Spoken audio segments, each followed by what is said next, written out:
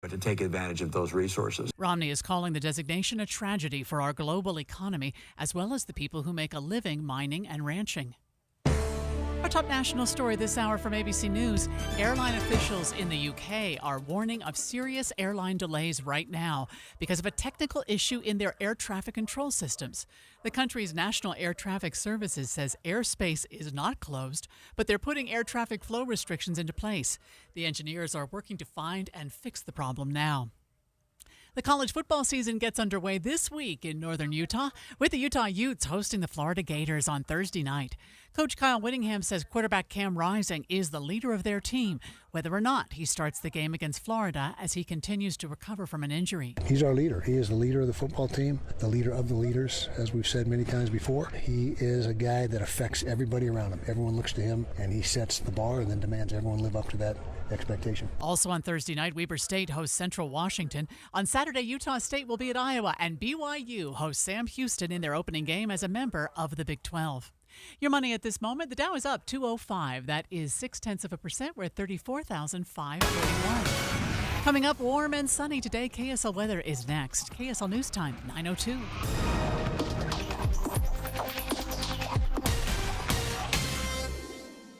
Start your days with knowledgeable, friendly voices telling you about the latest news and weather out there. Hi, this is Tim Hughes and Amanda Dixon. In the business of waking you up each morning from 5 to 9. On KSL News Radio.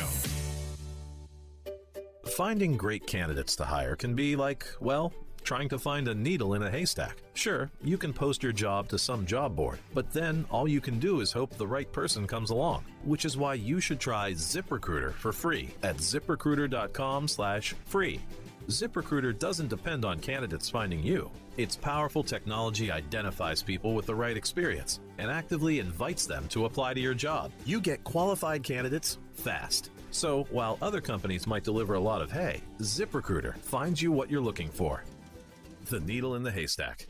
4 out of 5 employers who post a job on ZipRecruiter get a quality candidate through the site within the first day. ZipRecruiter, the smartest way to hire. And right now, you can try ZipRecruiter for free. That's right, free. Just go to this exclusive web address, ziprecruiter.com/free. That's ziprecruiter.com/free. ZipRecruiter.com/free. Home is where the heart is. It's also where the office is, the school is, the restaurant is, the stadium is. Basically, your home is now the center for everything. So right now might just be the perfect time to upgrade your living space to one that has, well, a little more space. If you've been thinking about building, with home prices leveling out and material costs coming down, right now may be the perfect time to start building your dream home. Let the construction loan experts at Golden West Credit Union help make building your dream home a reality with a convenient low-rate construction loan. We also offer one-time close options so you can secure your construction loan and mortgage conveniently at the same time. Get a personalized rate quote right from the comfort of your own home or with a lending expert at any Golden West branch, or apply in minutes online today at gwcu.org. Golden West Credit Union, Equal Housing Lender, NMLS number 440574. We'll take care of you. Tim and Amanda, Utah's Morning News. Trust is more important in our business, Tim, than it's ever been in my lifetime, in all of my many years of being here at KSL, because there's so much misinformation out there. And there's so much information that is heavy laden with opinion. When you come to us in the morning, what you get is the news. You get what's happening without a lot of spin or opinion and without any misdirection. That's just the pure, simple thing that you get. When you talk about the misinformation that's out there, which there is, sometimes those stories just change from one morning to the next. And so hopefully you feel like each day as new information becomes available or we learn new things, this was certainly true during the pandemic, this is the place where we're going to share that information with you and talk about the things that are going to most affect your life. Wake up with Utah's Morning News with Tim and Amanda between 5 and 9 on KSL News Radio. We have emergency traffic and weather together, brought to you by Granite Credit Union's high-yield savings certificates. Andy? Amanda, couple crashes, big delays. First, I-15 near Point of the Mountain. Northbounders are backed up all the way to 2100 North in Lehigh. We've got traffic backed up on I-80 from Wright Brothers Drive's on-ramp all the way to the West Belt because of a crash blocking the left lanes just before you get to that exit. In fact, they've stopped all lanes of traffic at this very moment. We've got a lane restriction on northbound 215 around 700 North. That's been a real problem all morning. Slowdowns on 215 from that lane restriction go back over the top of I-80. If you're coming out of Davis County, still have slowdowns to deal with in North Salt Lake between 215 and about 600 North. This is the place, Heritage Park, the place to learn, explore, and enjoy Utah history. Perfect for weddings, reunions, birthdays, celebrations of life, and more. Plan today at thisistheplace.org. I'm Andy Farnsworth in the KSL Traffic Center. KSL weather now should be a beautiful late August day. We'll see a high of 93 today, up to 98 tomorrow. Then temperatures start to drop and we could see some thunderstorms over the holiday weekend. Right now it's 73 at KSL News Radio, 102.7 FM, 1160 AM, and KSLNewsRadio.com. Your all-day companion for news. Dave and Dujanovic, your morning companions for talk, analysis, and key perspectives on Utah's biggest stories on KSL News Radio. Can't think of a better way to start a work week and a Monday than letting you know that there is not a single story in our lineup this morning that has former President Trump mentioned in the story. So that's the good news. There's still 3 hours to go, Deb. Something could break. We've got plenty of local politics and some important information to talk about locally. So that's going to be our focus today. It's 9:07. It's time for the launch. Sequence engaged. And here are 3 things Debbie wants you to know. Countdown. 3. If you have to step away from the show for just a bit, please come back in the 10 o'clock hour. We've got some important interviews lined up. First of all, 10:35, ears up, parents. Chances are your child is being bullied at school, and they are not telling you. They're not telling a teacher. They're suffering in silence. There's this new survey out that Tim and Amanda talked about this morning, Dave. They Boys and Girls Club of America surveyed 130,000 kids. Said, hey, have you been bullied at school in the last year? 52,000 said yes. And I try to boil this down to some context. That 52,000 kids, that's enough to fill up about 25 high schools all across the Wasatch Front. So we're going to examine why kids are afraid to tell an adult and give you some action steps, parents, including what not to do in these situations. It does seem like at all times my house is filled with kids for kids and friends and family. There's so many kids in my house, Debbie. One thing I do hear often about bullying is they say, it seems like everything is considered bullying. I started thinking, I'm like, why would you say that? Is it really not happening? Are people too sensitive? Or, again, like you were saying, are they just afraid to tell the parents? Countdown. 2. Well, Dave and I know that Labor Day weekend is fast approaching, and you're planning your last-minute end-of-summer getaways. But newsflash, the ballot deadline for the special primary election in the GOP race for Congress, for Congressional District Seat number 2, is closing in on us, too, very quickly. Lieutenant Governor Deidre Henderson in studio live with us for 30 minutes this morning. It's a great way to start her work week. She's with us, talking voter registration info, ballot drop-off details, and Dave wanted to talk about ranked choice voting. Why? I'm starting to see maybe, because I've kind of been against ranked choice voting, but there might be a situation now, Deb, where I get on the ranked choice voting train. I'm intrigued. Launch. Countdown. 1. Well, we just, spoiler alert, just gave you the deets that the deadline is fast approaching on the special election for Congressman Chris Stewart's seat, at least in the GOP primary. Right now, it's a 3-person race between Celeste Malloy, Bruce Huff, and Becky Edwards. But we haven't heard much from Becky Edwards, at least as far as debates go. Bruce and Celeste debated 10 times in 12 days. 11 debates in total. We've heard a great deal from them, but Edwards decided not to participate in any of these debates, and early polling shows it's paying off big time. Dave and Dujanovic. The Launch. Commence. Dave and Dujanovic. Dave and Dujanovic. Special coverage of the top local story. Well, let's set the stage for our top story. It's that thing that Dave just referred to, that polling. Deseret News, Hinckley Institute of Politics teaming up to conduct this poll. It was carried out by Dan Jones and Associate, longtime pollsters here in the state of Utah. And it does show Becky Edwards has a huge lead. 32% say they'd vote for her, 11% for Bruce Huff, 9% for Celeste Malloy. But the runaway winner, the biggest winner, is the don't know group. The don't know is running away with this election right now, folks. So what you're saying is when the pollsters call people up, and by the way, it was, I think, just under 500 registered voters in the 2nd Congressional District. So it's not a huge poll. What you're saying is, and people answer, they'll say either Malloy, Huff, or Edwards is their choice. Mm-hmm. But 47% said, don't know. Wow. Not sure who I'm going to vote for. You? That's a huge number, especially 8 days out, Deb. Voting closes in 8 days, and almost half of people, I don't know who I'm going to vote for yet.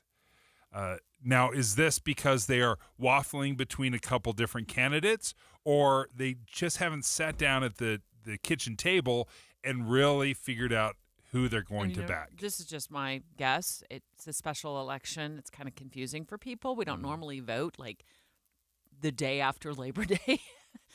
Labor Day is for the end of summer getaways. It is not for voting. We're not in the habit of that. And I said it's not a huge poll here. They're talking 475 registered voters.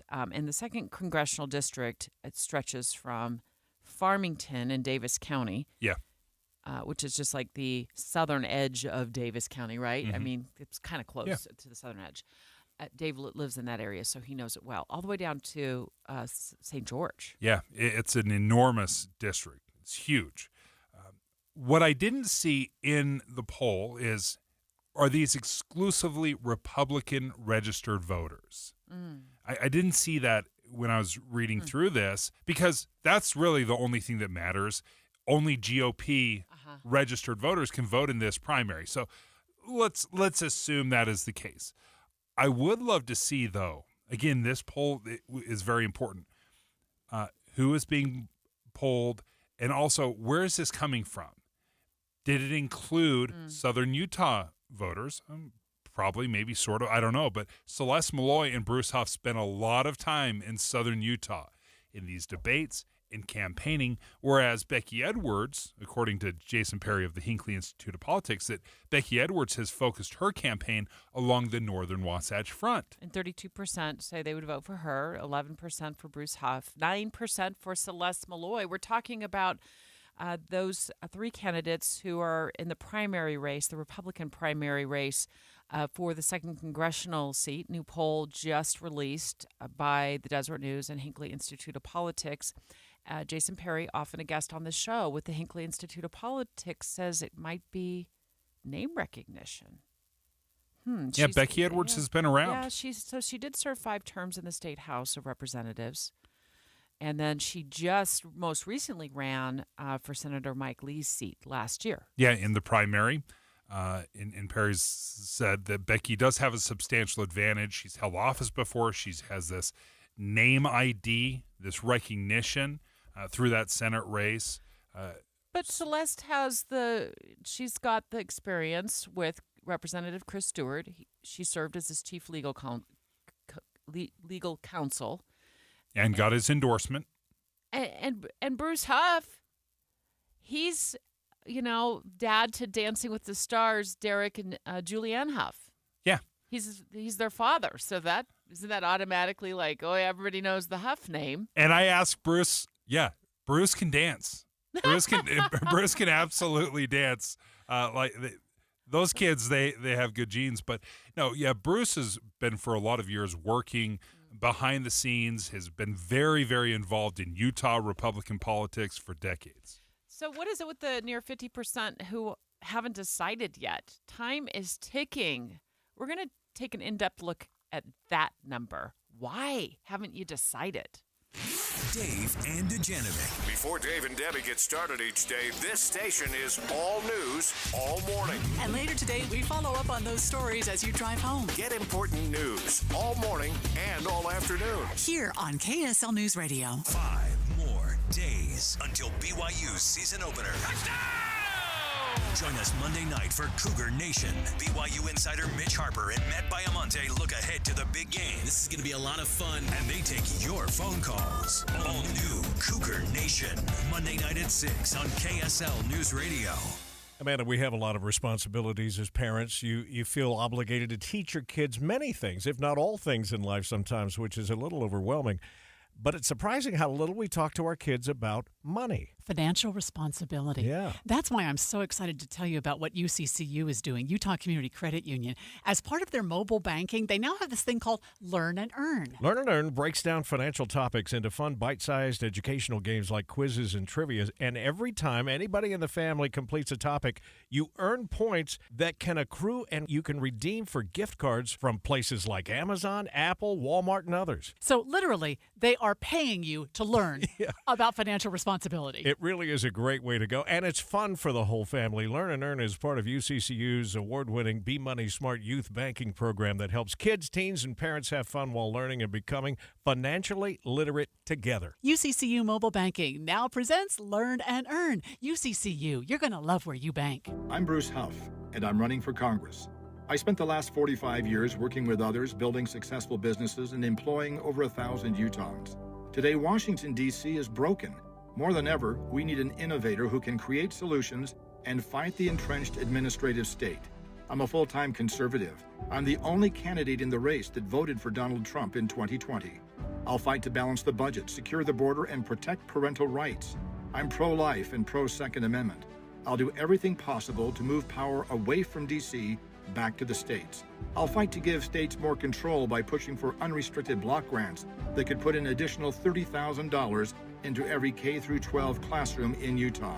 I'll protect the most vulnerable in society by creating tougher penalties for child sex traffickers. I'll take Utah's values of faith, self-reliance, and hard work to Washington. I'm Bruce Huff, and I humbly ask for your vote. Paid for by friends of Bruce Huff. Tim Jr. here from RGS Exteriors. I want you to know that it's the little things that count. Any remodeler can say they treat customers right when it comes to siding, gutters, windows, and exteriors. It's hard to know for sure. If a contractor uses cheap generic nails instead of super grippy ridge shaft nails for your siding, would you even know? If they use cheap $4 caulk to install your new windows instead of paying $9 a tube for the good stuff, could you tell by looking? It all comes down to the details and trust. At RGS Exteriors, we only do things one way, the right way. We never cut corners. We never skimp on details. We never do less than the job requires. That's why we offer our industry's exclusive 10-year everything guarantee. And it's why we have the happiest customers. If you need any gutters, siding, or replacement windows, call RGS Exteriors at 801-280-3110 or visit rgsutah.com. That's 801-280-3110 or online at rgsutah.com.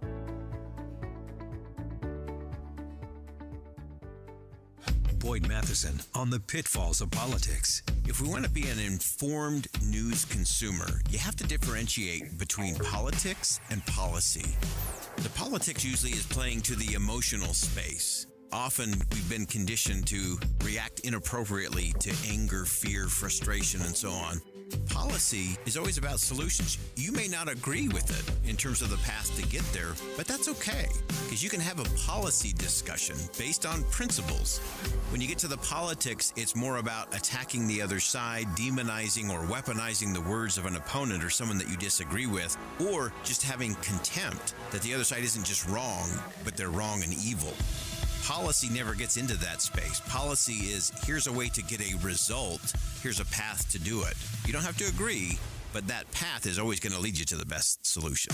Join Inside Sources with Boyd Matheson, 1 to 3 on KSL News Radio. With the 3 things you need to know this hour, I'm Amanda Dixon. First, Salt Lake City police are asking for help in finding a missing 15-year-old girl. Officials say Peyton Jones was last seen Friday night at the Walmart Supercenter near 4th West in downtown Salt Lake City. Second, Utah Senator Mitt Romney is speaking out against President Biden's new national monument designation near the Grand Canyon in Arizona. He says the monument impedes important mineral mining, which makes us more reliant on China. Third, tropical storm Idalia is gaining strength and heading toward Florida. It's expected to become a hurricane at some point today. Right now, 73 degrees in Salt Lake City. Back to Dave and Dujanovic on KSL News Radio. Dave and Dujanovic. Special coverage of the top local story. Well, we're talking about the 2nd congressional district race, and I think it's really probably the first poll that we've seen that's come out in the GOP primary with Becky Edwards leading the pack right now, favored to win the Republican primary for Congressman Chris Stewart's seat. And that is according to that recent poll that we've been talking about by the Deseret News and the Hinckley Institute of Politics. Let me go over the results real quick one more time, Dave, for our people who are late risers this morning and are just tuning in. 32% of voters say they'd go with her right now, compared to Bruce Huff's 11%, and then Celeste Malloy is at 9%. But the number, and I thought that Becky Edwards' number was pretty surprising. But the overwhelming number that caught my attention was the don't know. I have no idea who I'm voting for. That's 47% of the voters that were asked in this poll. 47% of CD2 voters aren't sure who they're going to vote for. Dave, does that make you feel like this could be anybody's race right now? No question. No question. One of the things that makes this race so unique is when you have 3 candidates, the math changes. Typically, we think, whoever gets 50% of the vote is going to win, 50, 51%. But when you have 3 candidates, then theoretically, all you need is 34% of the vote to win. And that puts Becky Edwards right there. She's at 31%. Taylor Morgan, host of KSL at Night, also the executive director. It's important that we disclose this, of Count My Vote, and a partner at Morgan May Public Affairs. Is there anything you don't do, Taylor? I mean, did I hit all of the points on your resume? I think you covered everything important, Debbie. Okay. Thank you. All right. Well, I'm going to make sure our listeners especially are aware of your affiliation with Count My Vote. So what do you make of that 47% of people who don't know who they're voting for yet in CD2? Yeah, so let's take a step back and look at this poll perhaps in context of a couple things. First, it is a special election. This is a Republican primary to fill a congressional seat during a off year, during a municipal year. So that means when it comes to turnout, we have very little historical precedent to look to. Number two, let's not forget that Becky Edwards just a year ago ran in a Republican primary election for U.S. Senate. In that race, Becky Edwards ran a campaign to Republicans statewide, and she received 29% of the Republican primary vote in that election. So Becky Edwards sitting at 32% in this election for an open seat, to me, is to be expected. Becky Edwards was a longtime member of the Utah House. She has put a significant amount of money, of her own money, I should say, over $300,000 into this race, and she's essentially picked up 3 percentage points in this primary from where she finished in last year's primary. I think certainly Bruce Huff and Celeste Malloy sitting respectively at 11% and 9%, I think is really a product of their name ID. They did not run in an election last year like Becky did, and they still have a lot of work to do with getting their name ID up. Now, if I can, I think make what is the most important takeaway, in my opinion, from this poll is that this poll was conducted among 471 registered Republicans. They were Republicans, Dave, just to confirm that. But they were registered Republicans. Now, to me, that is a huge red flag, because what really we should be polling is a universe of likely Republican voters, especially in a special election primary. We really don't know who among these voters are the most likely to vote. And so I really take this poll with a grain of salt for that reason. Huff and Malloy spent a lot of time in southern Utah campaigning. And I saw this quote from Jason Perry, Hinckley Institute of Politics. He said this in the Deseret News. He said that Becky Edwards spent a lot of time campaigning along the northern Wasatch Front. Is there going to be a dividing line, do you think, between the northern Utah votes and the southern Utah votes? Which way they'll go? Yeah, typically, Dave, there always is. Historically, Republican voters in Iron and Washington counties tend to be significantly more conservative further to the right than their Wasatch Front Republican counterparts. And so I would look for Becky Edwards. I think she's doing the smart thing. For her strategy is to focus her efforts on chasing votes and pushing turnout among those more moderate Wasatch Front Republicans, whereas Celeste and Bruce appear to be targeting more of the rural Republican vote in the 2nd District, which I think plays well to their strategy. The one potential criticism I would have of Bruce and Celeste is that they have put a lot of time and effort into doing these small-scale events in person with voters, whereas Becky has focused more on kind of a large-scale mass media approach. And again, it all will come down to turnout. Who will be the most likely voters to participate? We will find out soon. But 47%, Dave, you're right. That is a huge, huge number. This race is up for grabs. That 47% that Dave and Taylor Morgan are talking about is the number of undecided who haven't decided who they're going to vote for in the 2nd Congressional District. There's a new poll out by the Deseret News and the Hinckley Institute of Politics. They usually team up during election season, and we are in it. Believe it or not, special election season. In fact, the deadline for balloting is coming up quickly. We're going to have Lieutenant Governor in the House in about 30 minutes, and she's going to give us all of those details. But right now, it looks like Becky Edwards does have that commanding lead of 32% in the GOP primary over Bruce Huff at 11% and Celeste Malloy at 9%. Taylor, there's been a couple of things that you've said that stood out to me. First of all, name recognition appears to very much matter to voters. And then I actually appreciate Celeste Malloy and Bruce Huff for doing the small campaign events. And by small, I don't know if you mean the debates or the sort of that town hall feel where they've gone to the different counties and visited with people. And I appreciate that. I really appreciate that they're getting around the state and doing that so voters can get to know where they stand on the issues. Yeah, and I think that Celeste and Bruce, and I agree, Debbie, I agree that I appreciate that as well. I think just thinking tactically from a campaign strategy perspective, the question is, will that emphasis on those smaller events driving the right turnout for them? That is a calculated risk that they're taking. And it certainly does not appear to be paying off according to this poll. However, again, let's not forget, Becky just ran an expensive primary election, communicating, boosting her name ID to Republican voters just a year ago. It's an open seat, and Bruce Huff and Celeste Malloy still have a lot of work to do to introduce themselves to the voters who will be likely to vote. Taylor Morgan, thank you for joining us, host of KSL at Night. And Debbie, as I look at these numbers, I look at Bruce's 11% and Celeste Malloy's 9%.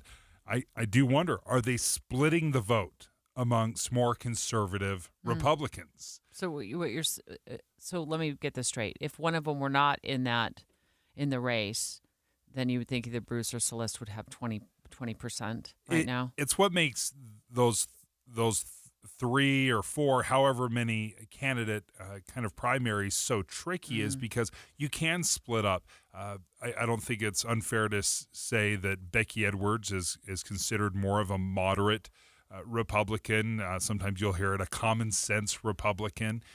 And then Bruce Huff and Celeste Malloy are certainly more conservative, on the more conservative side. So I think Taylor's analysis was spot on.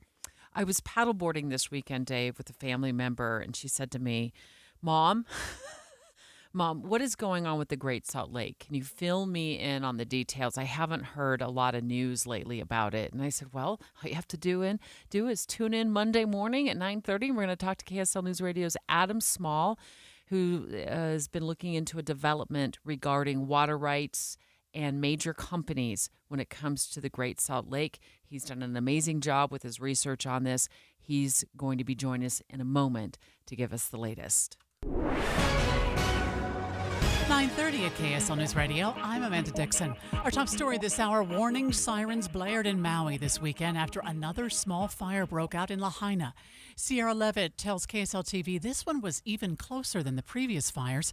They had to evacuate but are now back home and are again focusing on the long-term needs of Maui residents. Now it's more of like long-term needs. Like we're fine right now, but what happens in a month when everyone that's in the hotels for their 45 days gets kicked out? Levitt says they still don't know how many friends they lost in the fires.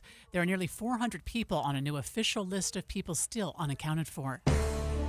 Our top national story this hour from ABC News. Investigators in Jacksonville, Florida, say the victims of a shooting at a Dollar General over the weekend were killed because of their race. Police identified the gunman as 21-year-old Ryan Palmetter. Police say Palmetter had no prior criminal history, but in 2017 he was held at a mental health facility. Investigators not elaborating. And in a previous incident, police responded to his home for a domestic violence call. Still, officials say Palmetter bought the firearms used in Saturday's shooting legally. ABC's Morgan Norwood says this investigation is underway as people today will commemorate Dr. Martin Luther King Jr.'s I Have a Dream speech.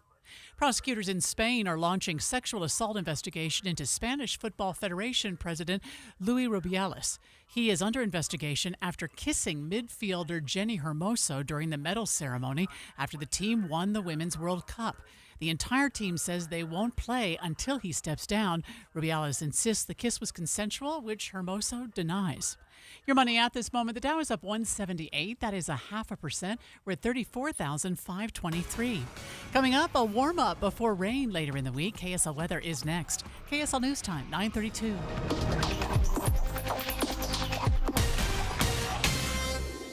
This summer, the political season heats up. By August, it'll be time for debates. Can you believe it? We're planning coverage of the real issues, the important stories that impact how we live. Listen each morning from 5 to 9 on KSL News Radio. It's finally here. Our Labor Day sale is the promotion Bullfrog Spa's customers wait for all year. Today through Labor Day, you'll save an amazing $5,000 off MSRP on select models. Plus, get a free water care system upgrade. And special financing is available. Hurry into your local Bullfrog Spa's factory store today for the best deal of the year on a customizable and energy-efficient hot tub. Bullfrog Spas. Peaceful body, peaceful mind, peaceful home. Turn your home into restricted airspace. Tell incoming flights you want them diverted. The new Raid Essentials light trap plugs into the wall and uses light to attract, then trap flying insects like fruit flies and mosquitoes. Its 24/7 continuous attraction provides insecticide-free protection that's people and pet friendly. Consider air service interrupted. New Raid Essentials light trap.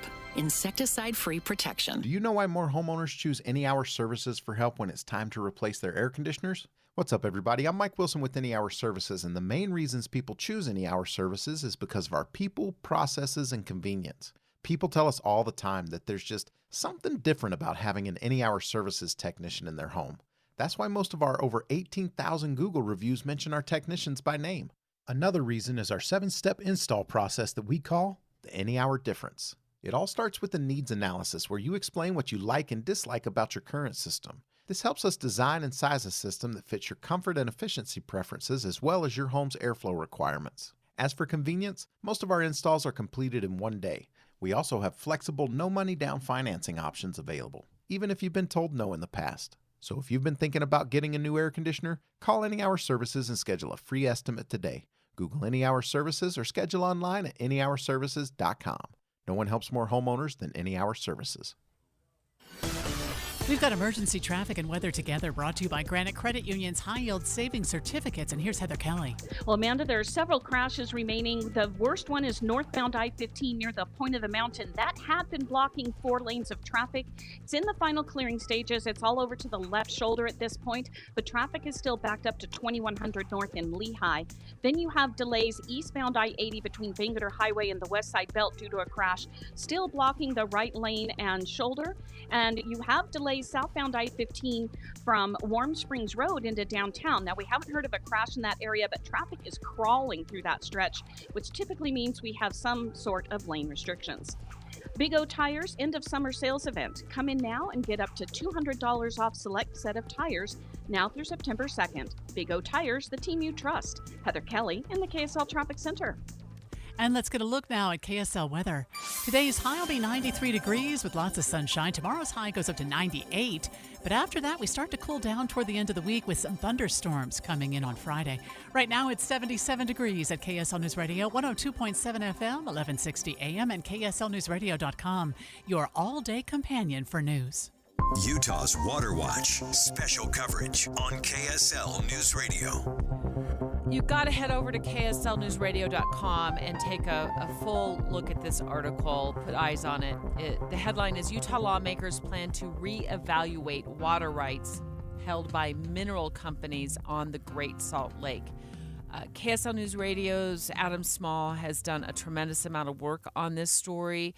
As I said, it's posted at KSLNewsRadio.com. Thankfully, Adam is in studio with us right now as well. It's so strange, Deb. Last year at this time, every show had Great Salt Lake conversations. Every show we were talking about the low water levels, how it was affecting the potential arsenic to be released if it all dries up. I knew so much about it. But minerals, I haven't thought about the Great Salt Lake ever since we had the record. Water rights. No, yeah.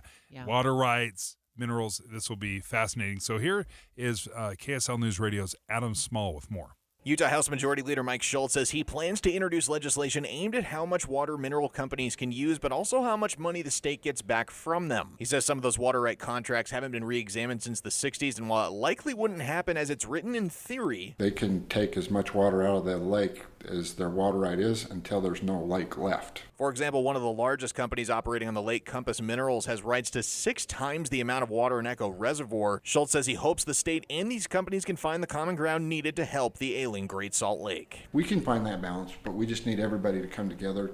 Adam Small is joining us right now. And Adam, what are some of the minerals that we're talking about? So the Great Salt Lake is home to an abundance of minerals. Some of them are exclusive because saline lakes just are not common, especially on this side of the earth. I mean, you're talking about the largest saline lake in the Western Hemisphere. You've got lithium. I know U.S. Magnesium, we've talked with them a bunch. They separate sodium chloride, extract chlorine and magnesium out of the Great Salt Lake. There's also abundance of potassium. There's all sorts of minerals. Some of them we don't even know how they get there into the Great Salt Lake. And now I think the big part of what we were trying to talk about with my story is that there's 2 big issues. Number one, the Great Salt Lake is still not anywhere near where it needs to be healthy. We're still at least 5 feet short of what scientists consider healthy levels. But 2, these mineral companies that have operated on the Great Salt Lake for decades provide millions of dollars to the state economy, and that's where how I ended that story that you just heard there, is that we need to find this balance that we can help the lake, but also reevaluate how much water these companies are allowed to use, because the Great Salt Lake back in the 60s was viewed very differently than it is now. I mean, we're 20 years after that, I mean, they're pumping water out of the lake at its highest levels into the West Desert because there was too much water. Back in the day. Yeah, but now we're begging for that water back. Yeah, you were just out there, too. Tell us what you saw when you were out at the Great Salt Lake, because I haven't been by there in a minute. Yeah, so I was out at the marina yesterday just having a fun day with the family, and we walked on the shoreline, and there's pros and cons. Pros, the brine flies are back out. You see the seagulls out there, like, feasting on them. You see, brine shrimp population. We've been getting word that, the brine shrimp harvest is expected to be a lot better this year because all that freshwater inflow from the spring runoff helped, kind of solidify, ease those salinity levels that were hurting the brine shrimp. So there are some good things out there, but like you can still see, like I could see where the shoreline used to come up. I mean, it's all just salt crusted over. There's dead like brine shrimp, eggs, carcasses all over the shoreline, just creating like these big red brown waves on this salted crust. And you can just see how much further up the lake needs to go. It's like we've made great progress, but again, we would need another record-breaking winter to make up all this ground in just 1 year. There's still a lot of work to do. So these companies, obviously, they may have these huge water rights, as do many of our farmers out there. They have very large water rights, but they don't necessarily use them at all times, correct? Right. So the company that I mentioned in my story, again, which I still have not heard back from them, so I'm still using everything I say my conversation with House Majority Leader Mike Schultz, again, just to make sure I'm being balanced and fair, not hearing from them. Compass Minerals is, again, allotted the amount of water is 6 times the size of Echo Reservoir. That's more water in Jordanelle Reservoir, and that's just what they're allowed in 1 year. But he said, in fairness, they don't typically use more than 75% of that. Sometimes it can fluctuate between 25-75% of that water. But again, that still can take the Great Salt Lake down a few inches every year just off that mineral harvesting. So it's like, okay, can we maybe look at those water rights and say, okay, can you guys operate with this much instead of this? Because I don't have water that we're just shooting out into the desert because we have too much anymore. Like, we really need to save every drop we can. And of course, farmers have been part of that conversation too, because I think it was around 65% of the water that's supposed to go towards the Great Salt Lake. A lot of that water is directed towards irrigation farmers, but I think they've also been on board trying to reduce their water use too. So it's just everyone operating on the lake has needed to cut back with the new changing climate that we're in. We're speaking right now to KSL News Radio's Adam Small. Did an in-depth report. It lives at kslnewsradio.com. It's a great story, Adam. You did a lot of research for this. The headline is Utah lawmakers plan to reevaluate water rights held by mineral companies on the Great Salt Lake. We know that there's been dire circumstances on the Great Salt Lake for the last couple of years, and we really, really saw it within the last year or so. What's the timeline for lawmakers to look at this? And I also thought, like, once you held water rights, you were like, that was it. You passed them down for generations. They were never taken from your cold, dead hands. So what do you know about that end of the story, Adam? So in terms of the timeline when we can see this, so when I spoke with House Majority Leader Mike Schultz, he told me at minimum this is going to come by next legislative session. So we know that we are going to see... next year, early next year. So early next year. So we are going to be seeing something in writing. We're going to have more solidified details once that's drafted, because right now it's really in the working process. But in terms of those water rights, yeah, that's really how it's worked. Because, the Great Salt Lake's been around forever. And, because of, we're now in a very different age. We have a changing climate, rising temperatures. We have all these different things affecting the lake's, currently ailing health. These companies have been out there for decades. And again, like if you were operating on the lake back in the 80s, lawmakers are probably like, yeah, have all the water you want. We're shooting a bunch out into the desert. We don't need any of this. But now it's come to, okay, we know these water rights have been there in place. But again, this is a state resource that we need to say, okay, let's maybe look at finding some common ground on, okay, could you use this much water? That way we have that much more water in reserve for those years where we're not getting 30 inches of water in the snowpack to most of that come down to the lake. Like, we need more in reserve to be able to preserve it in those bad years that we're going to face again. Adam, correct me if I'm wrong, if I'm understanding this properly, but these mineral companies, they are basically right on the lake, right? They're on the shore of the lake. They bring this water in, they extract the minerals they need, but they're not pumping that water out into the West Desert. They're pumping it back into the Great Salt Lake, correct? Right. So when I was talking about pumping in the West Desert, that was like back when the lake hit its highest levels back in the 80s, where they were like, okay, we can't have the lake flooding into where people are living. They built the pumps. Right. So the pumps are still existing. They just haven't been used forever. But these companies specifically, like, so for example, the ones I know of, like Compass Minerals, U.S. Magnesium, they have these things called like evaporation pools. So basically they pull water in and then they evaporate it, and then they can take those minerals out of like the salt bed and stuff like that. I don't know all of the science behind it, but like I know Compass Minerals' name came up a lot, and that's why I had mentioned them and tried reaching out to them in this story, is because House Majority Leader Schultz talked about he's very concerned about their usage because they're on the north arm of the lake, which has worse salinity levels. And also apparently has water levels are still struggling a little bit more than down here on the south arm that you would see out by I-80. So those, when you take all that water in, you're evaporating that water. It's just, you need those minerals, but you also, again, just can't emphasize more. You need to find some balance between, how much they can use versus, saving water in the lake. Adam Small, thank you for your report from KSL News Radio. Yeah, great job. Again, KSLNewsRadio.com. Thanks so much, Adam. Will you keep us posted on what transpires? And also, next time you have a family picnic on the lake, invite Dave and Deb here, right? With all the brine flies? Never mind. Go ahead. I'm like, wow, that's pretty amazing. A Sunday honey, guess what? afternoon on the lake for Adam Small and fam. Way to go, Adam.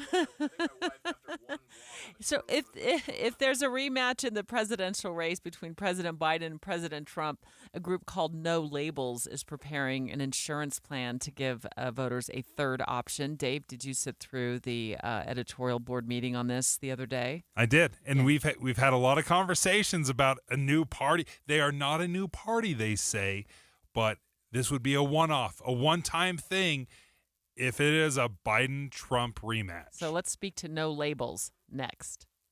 Dave and Dujanovic. Hey, stay right here for more of Dave and Dujanovic. And tomorrow morning, come back here for news, traffic updates, and reliable weather. Join us to have a listen. Tim and Amanda. Your morning companions for news. I love being a DIY guy, but one thing I will never touch, electrical. I do not mess with electrical. So let me tell you about Master Electrical Service. Yeah, we sat down for lunch with them recently, and I just loved what they had to say about their upfront pricing plan. So you know how when you get these bids, Dave, when somebody comes to your house, sometimes you just don't know how much the actual retail price is going to be at the end because the project takes hours and hours and hours. Not with Master Electrical. They give you upfront pricing right there at the job, and they're locked in. In fact, the software program, from what we've been told, doesn't even allow them to shift the pricing around. I love this idea. Yeah, and if it takes them longer, then they just eat the cost. If it takes them longer than the bid they gave you, so you can rely on that original bid. So do you need lights in your house? You need a ceiling fan? Maybe you need some smoke detectors. You want to make sure those are working properly. A generator. You need an EV charger because you're going to buy a new electric vehicle. Master Electrical is your next phone call. Yeah, I'm sure they're doing all sorts of those EV chargers. Master Electrical, they serve from Logan to Santaquin. They're always open. So if you have an emergency, you can call them at 866-569-0860. That's 866-569-0860. Or check them out online at masterelectrical.com.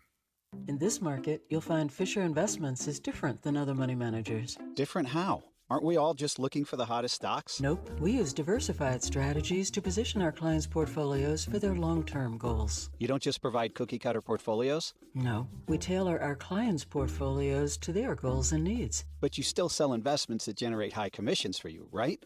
No, we don't sell commission-based products. We're a fiduciary, the highest standard of care for a financial advisor. It means we're obligated to act in our client's best interest. So when do you make more money? Only when your clients make more money? Yep, we have one transparent management fee structured so we do better when our clients do better. Sounds like you really look out for your clients. We do, because our priority is helping them achieve a comfortable retirement. That might be why most of our clients come from other money managers. Visit FisherInvestments.com to find out why investors like you switch to us. Fisher Investments, clearly different money management. Investments in securities involve the risk of loss. We're just getting word that a federal judge has set a trial date for President Trump's federal trial for the election interference case out of Washington, D.C.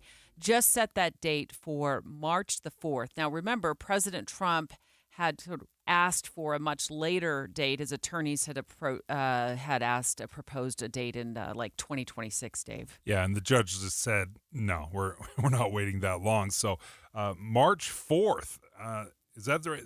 Man, that is wild because March 5th is Utah's Super Tuesday. Yeah. So it's starting just before. In a swampy D.C. move, Celeste Malloy is attacking Bruce Huff. Here's the truth. Bruce has lived, paid taxes, and voted in Utah for 45 years. He raised 10 children here. He's the only candidate in this race that voted for and donated to Trump in 2020.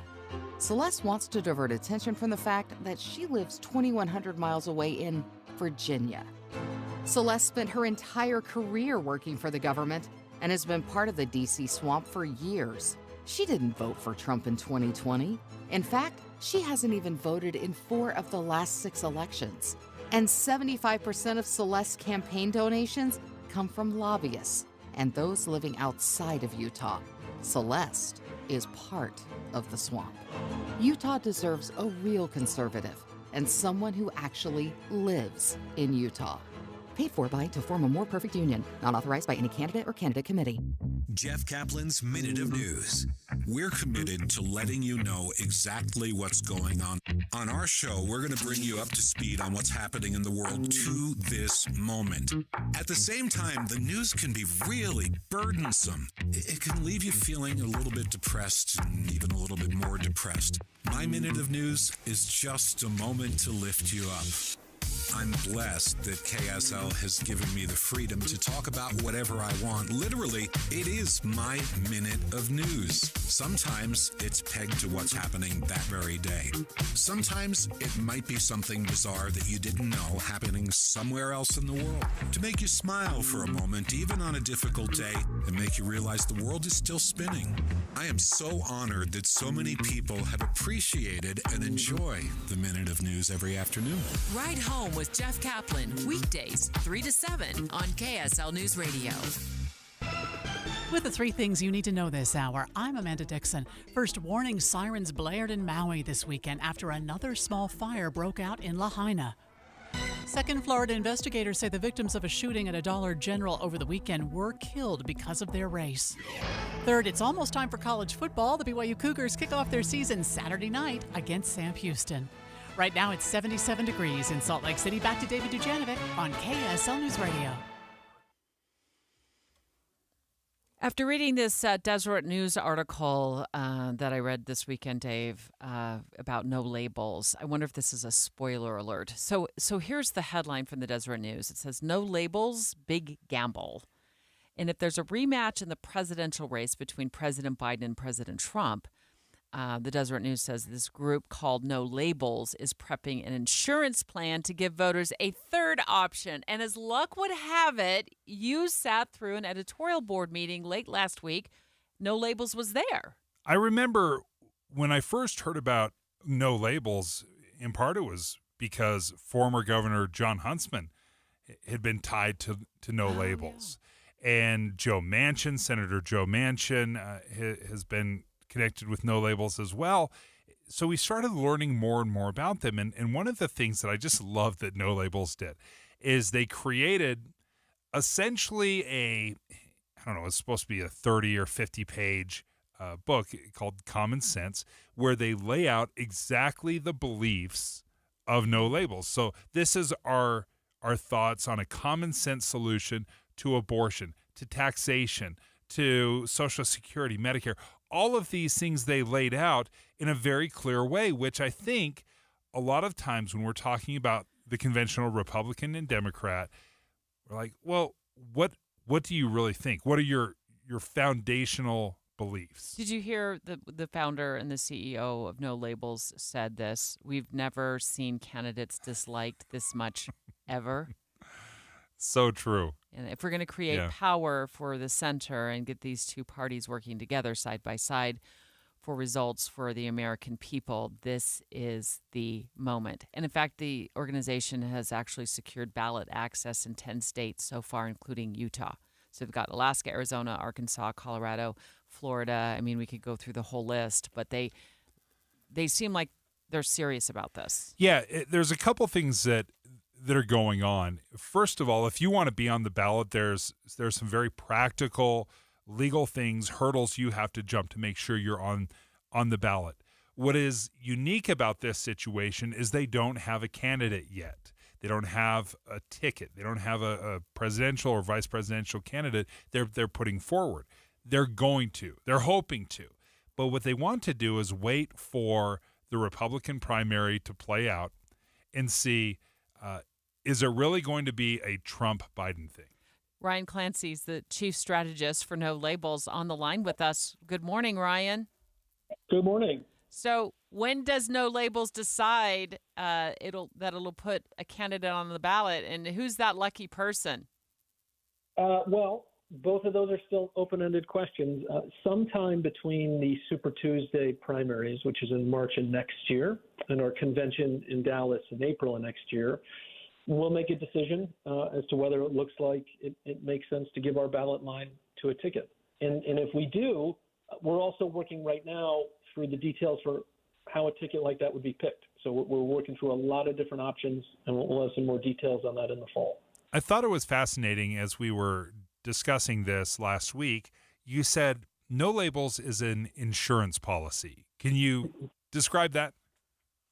Sure. I mean, even though we're putting in all this effort to get on ballot access across the country, we know for all kinds of reasons historically, it is very hard for a candidate outside the two major parties to get traction at the presidential level. And so if there's not an opening early next year, and you mentioned this before, we don't want to put up a ticket. This is not, we don't want to fuel a protest candidacy, a spoiler candidacy. This is really only worth doing if it looks like there's an actual path to win. And so the insurance policy, why do we call it that? It's insuring against the prospect that most of the country looks up and says, you know what, we don't have anybody we want to vote for. And we think we could provide an option in that scenario. So in the scenario that President Trump gets the GOP, former President Trump gets the GOP nomination, current President Biden obviously will get the nod from the Democrats, that's when no labels would definitely kick in to high gear and get a candidate on the ballot, Ryan? Not necessarily. Okay. As the numbers stand today, there's an opening. Now, 6 to 9 months from now, who knows where we're going to be? Maybe the public feels better about the direction of the country or the major party nominees.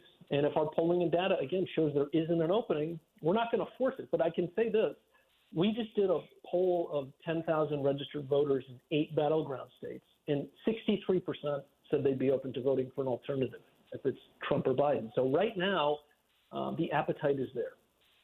The last time, and we're speaking to Ryan Clancy, who's chief strategist for No Labels, last time I remember a third-party candidate coming in and really making some waves is Ross Perot. Back in the Clinton-Bush days, Ross Perot came in, and you guys had some numbers that showed that Ross Perot at one point was leading both Bush and Clinton. He was. In the summer of that year, there was I think it was a CNN poll, but he had 39%. And then Bush was next, and Clinton was trailing at 25%. Now, a lot of people remember that Perot maxed out at 19%. What a lot of people forget is after he peaked at 39%, he just did a lot of strange things. He started accusing like the government of wiretapping his offices, and then he left the campaign. I remember that. He got his campaign just became really odd. Yes, I think at a certain point people started thinking Dana Carvey's Ross Perot and the real Ross Perot weren't that different. And so, but at a certain point there, 5 months out from the election, he was leading. And so I think that shows there was at least an opening. Now, one thing that's very different about now than then is when Perot ran, a third of the country self-identified as independent. Today, that number is a half. There's just so much disgust with both parties that even people who are registered as Democrats and Republicans, because maybe they want to vote in a primary, they don't identify with the actual party because they just don't think they represent what they really stand for.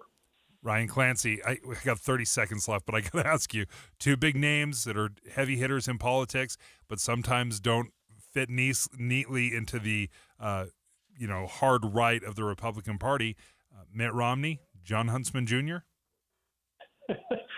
We are going to have a wide open process this fall. As you know, Governor Huntsman was at our launch event over the summer, but it is really early. We have not made any decisions about candidates. And again, it may not be ours to make. We're going to have an open and transparent process. People are going to have some. We'll just pretend that lunch event was a date. Let us know. Let us know if there's a marriage. Wink, wink. Okay. Thanks so much, Ryan. Great conversation. Unique idea. Ryan Clancy, chief strategist of No Labels. Yeah, and I think there is this extreme. Every poll we've ever seen, like there is exhaustion when it comes to the idea of a Trump and Biden rematch. That being said, both are leading candidates, and it's not by a small margin either. Next, we're going to answer a lot of your questions, unpacking good information that you need about the upcoming special session and deadlines. Lieutenant Governor Deidre Henderson in studio with us. She's going to spend 30 minutes with us, so don't go away. Everything you need to know about this special election in CD2 next. It's 10 o'clock at KSL News Radio. I'm Dan Bomas. KSL's top story this hour, Salt Lake City police asking for help finding a missing 15-year-old girl.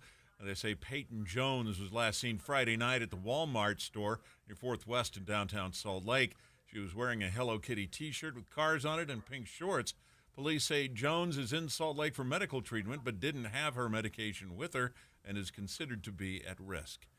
BCG Holdings plans to turn an old medical office on 100 South into affordable housing.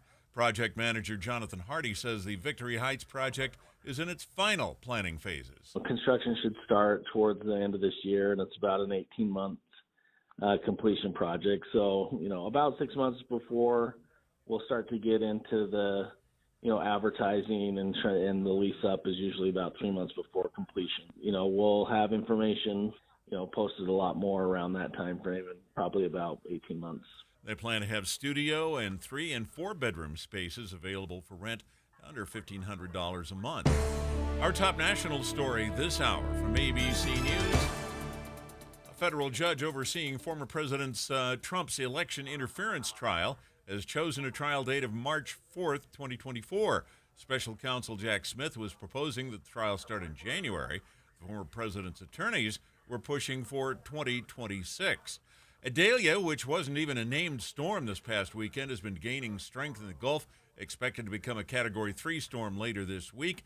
Florida Governor Ron DeSantis looked at the storm track coming toward the Gulf Coast. I think as we get into the late Tuesday, early Wednesday, it's going to start to get really nasty, and of course they're anticipating a landfall sometime Wednesday morning, Wednesday afternoon. And the White House says emergency assistance has already been approved for Florida.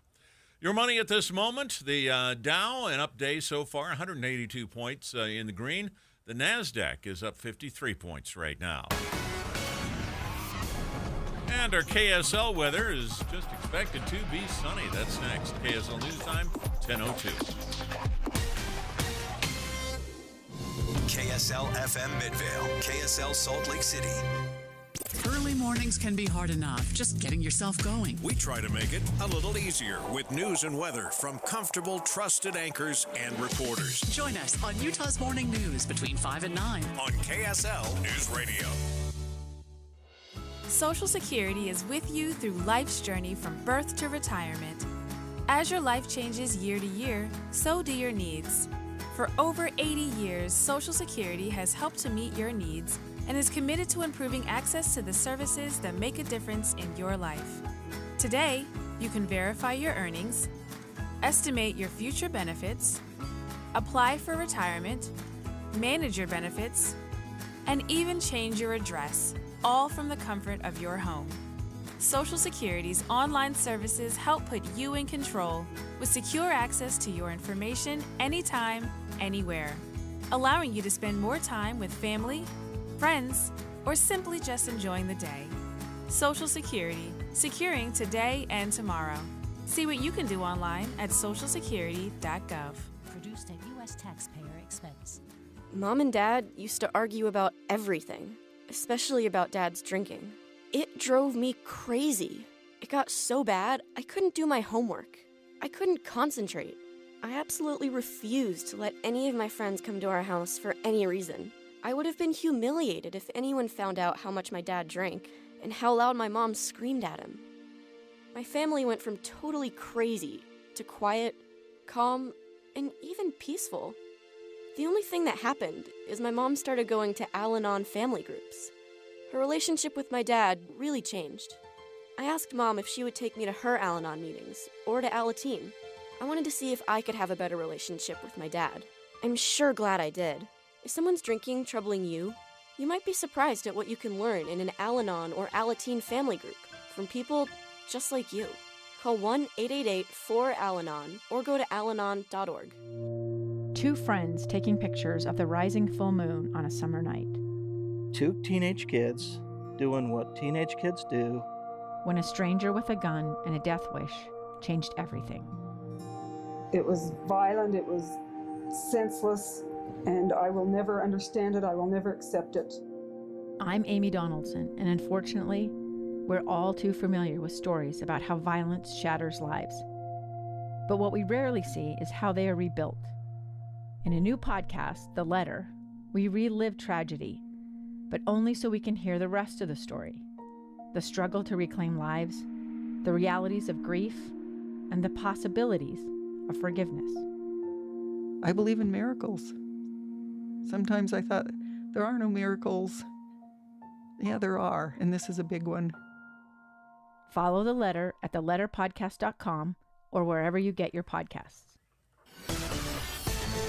Emergency traffic now brought to you by Granite Credit Union's new Dividend Plus checking account. Here's Heather Kelly. We have another crash eastbound I-80, almost right where the original crash was as you approach the I-215 west side belt. This one is closer to Bangerter Highway, however, it's near the on-ramp of Bangerter Highway. You've got a semi that went off-roading, it looks like, way off into the right of the grass, but you also have other vehicles that are blocking two right lanes, so only one left lane is open as you come from 5600 west all the way over toward the west side belt. That's causing delays there. And traffic is struggling to get back up to normal northbound I-15 between Lehigh and the Point of the Mountain, where we also had several crashes in that area. Advanced Window Products, high efficiency windows, $2,000 off 10 windows or more for a limited time. 801-850-9100 or advancedwindowsusa.com. Heather Kelly in the KSL Traffic Center. KSL weather, warm winds could increase our wildfire danger this week. High of 93 today, up to 98 tomorrow, and cooling off Wednesday through Friday. Right now we're at 79 degrees and sunny at KSL News Radio, 102.7 FM, 1160 AM, and KSLNewsRadio.com. Your all-day companion for news. The race to replace. In-depth coverage on KSL News Radio. Really excited to have Lieutenant Governor Deidre Henderson in studio with us, live and in person. We've got a really important primary election. The date is closing in. While y'all are planning your summer getaways, you need to be thinking about your ballots if you are a registered Republican. Because the 2nd Congressional District race is, we're right on the cusp here of ballot counting, and then in November is the general. Can I be honest with you? No. I'm going to be honest anyway. When you lie on this show. I am like Great Salt Lake salty that I have to think about elections in August. That we're having this conversation. I'm supposed to get a little bit of a reprieve here and worry about this in November, but sure enough, you guys sucked me in, and now I got to do all this research. Lieutenant Governor Deidre Henderson in studio. Good morning. Good morning. It's good to have you here. Great to be here. So let's talk about the upcoming deadline and fill our listeners in on what they need to know about, what is it, September 5th? September 5th, okay. A week from tomorrow. Exactly. And what is that date? September 5th is the primary election date for municipal primaries and for the special congressional district CD2 primary election. And I have to say, look, every year is election year. People need to remember that. It's true. Every year is election year. On odd-numbered years, that's when we do our municipal elections. Those are important elections. That's for you're voting for people who have a direct, immediate impact on your quality of life in your city. Your mayor, your city council members. Yep, okay. Mayor and city council. This year's special. This year's a little different because we do have this special election on top of it. We typically don't have congressional elections or any kind of a partisan election during odd-numbered years. But this year, since Congressman Chris Stewart is stepping down next month, we are having that special election, and it will be on the same day as the municipal primaries next Tuesday. Lieutenant Governor Deidre Henderson is joining us right now. And Lieutenant Governor, when I was growing up, I should say 18 plus, so in my voting years, I never really thought about voting process. I'd just show up Tuesday, first week of November, I'd vote, and it was about that simple. You're talking about it all the time. It's one of your, one of the things you're responsible for as lieutenant governor. But talking about the voting process, and sometimes the attack on the voting process, how has that changed for you over the last, say, 10 or 20 years? Well, first of all, I've only been lieutenant governor for just over 2.5 Yeah. years. So in the state legislature, of course, I helped make election law policy around our elections. And now I'm just tasked with implementing it. I carry out the laws the legislature has already put in place, and I take that very seriously. And you're right, most people don't think about this stuff, but there has been heightened interest in election processes over the past few years, simply because of what's been happening at the national level and things that have accusations that have been leveled. But the reason I talk about it so much is because I want voters to understand, to be educated on our process. Just because they see something on the news that may or may not have happened in another state does not mean it's happening here in our state. I think that can get conflated and confusing. Absolutely. People confuse stories and messaging all the time. So I'm glad you're here to straighten it out. Now, so let's get back to September 5th. It's just a week and a day away. Let's pretend that I'm going to Lake Powell for the Labor Day weekend for last-minute summer getaway. Can I drop my ballot off anywhere along the route, or at a ballot box, or at a county clerk's office? Tell us about the process. It's a great question, and the answer is largely yes. So Okay. if you get a ballot at your house and you fill it out, drop it in your county drop boxes. Every single city in the state should have one. They're required by law to have one. These are they've got security cameras. So like at city halls. City halls, or Okay. yes, typically a city Okay. hall. There's going to be at least one ballot drop box in every city, or you can take it to your county clerk's office, or anywhere in the state, you can drop it in the mail. Mine's at a or out of library. state if you need to. Okay. Yeah. So you can drop it in the mail anywhere if you're on the road. That's right. But there is going to be a deadline as far as when you send it in the mail, right? And with the holiday, I wonder if that changes things up at all. It did change. So typically, if you drop it in the mail, and this will be true for the general election in November, but typically if you drop it in the mail, you have to have it postmarked the day before the election. But this year, since the day before the election is a holiday and there's nothing that's going to be postmarked on that day, we changed that. The legislature changed that for just September 5th. You can have your ballot postmarked on September 5th at the post office. I would take it in and make sure that you see it getting stamped, just so it doesn't sit there till the next day somehow.